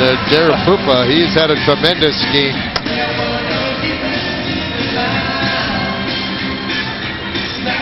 And the Lightning last year finding success in these tight situations. See what happens here. Burt from the point, rushed by Cullen. Puck rolls to the corner. O'Neill topped that by Huscroft. Braun takes over on. He's checked by Eisenbach. Huscroft lifts it out to Cicerelli. He's got 2 already tonight, including the lead goal, and he tries for another, and Kidd makes the glove save. Zito knocks down the clearing pass. Stops out in front. He's barreled off the puck there by Stephen Rice, who goes 225. Puck sent the length. Norton smoothly back for it. Now loses his edge, falling into the boards, but he had to hurry and make sure he won that race for the icing call. He was back smoothly, but he sure didn't turn very smoothly. But what a game he's had, Jeff Norton. He has logged a lot of ice time out there tonight. And you're talking to the players out there. They feel, too. We talked about how Pupa has helped them in Renberg and Dykhouse. He said that Jeff Norton, who was laughing about his turn there, he and Jamie Huscroft make a big difference. They felt that if those 2 players were with them all last year, that the ending would have been a lot different. They would have made the playoffs. There's a guy, that's a big Lightning fan. Of course, he lives over in Clearwater, Hulk Hogan. The Hulkster. Yeah, he's big friends with the Lightning assistant coach, Chris Riker.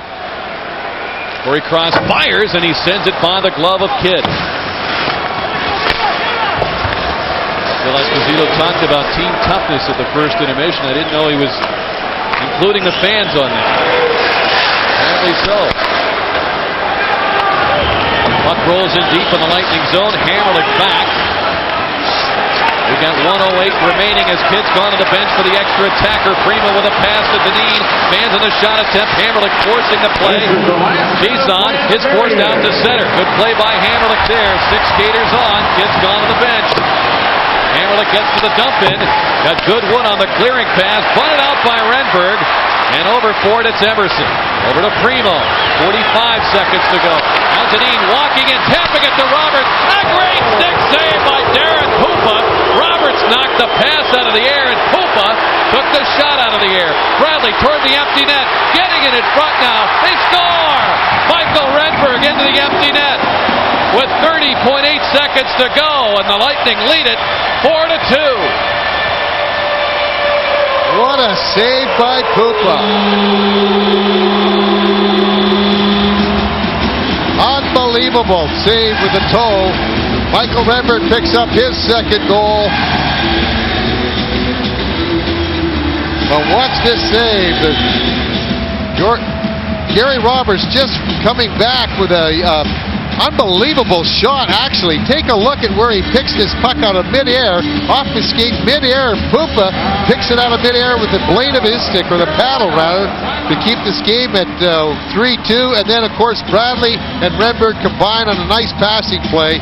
Bradley giving it up to the new Lightning to get his second goal on an easy open-net score with 30.8 seconds remaining in regulation. What a super game, first time for Michael Renberg. The Lightning lose Chris Gratton of Philadelphia in controversial fashion in a free agent signing late in the summer. They get Renberg and Dykhouse in exchange. Renberg having a big impact in this game tonight, not just with the 2 goals, including that empty netter, but in other ways as well. And the Lightning on their way to an opening night win against a franchise that last year in Hartford, the Whalers beat Tampa Bay all 4 meetings.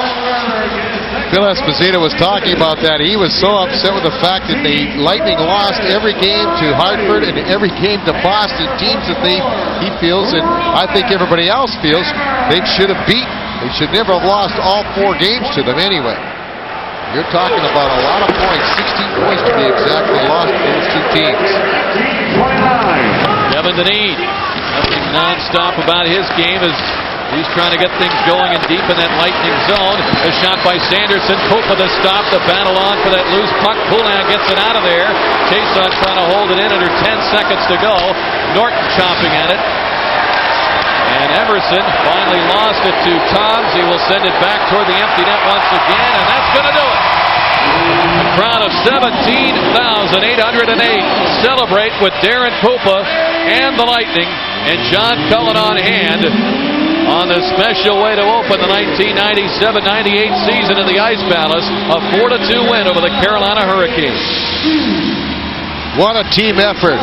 But again, the performance of Pupa shows you how important he is to the success of this team. But I think when you take a look at everybody played well. There was a lot of guys that didn't get a lot of ice time, mainly because of the way the play flowed, the number of power plays both for and against the Lightning. And you don't get a lot of ice time if you're not on the specialty teams. But it was a good team effort. They slumped in the second period, but came back and strongly in the third, and outscoring Carolina 2-0 in the third to take home the victory. Now let's have a look at our 3 stars of the game, brought to you by your Suncoast GMC dealers. Offensive star, no question, Cicerelli.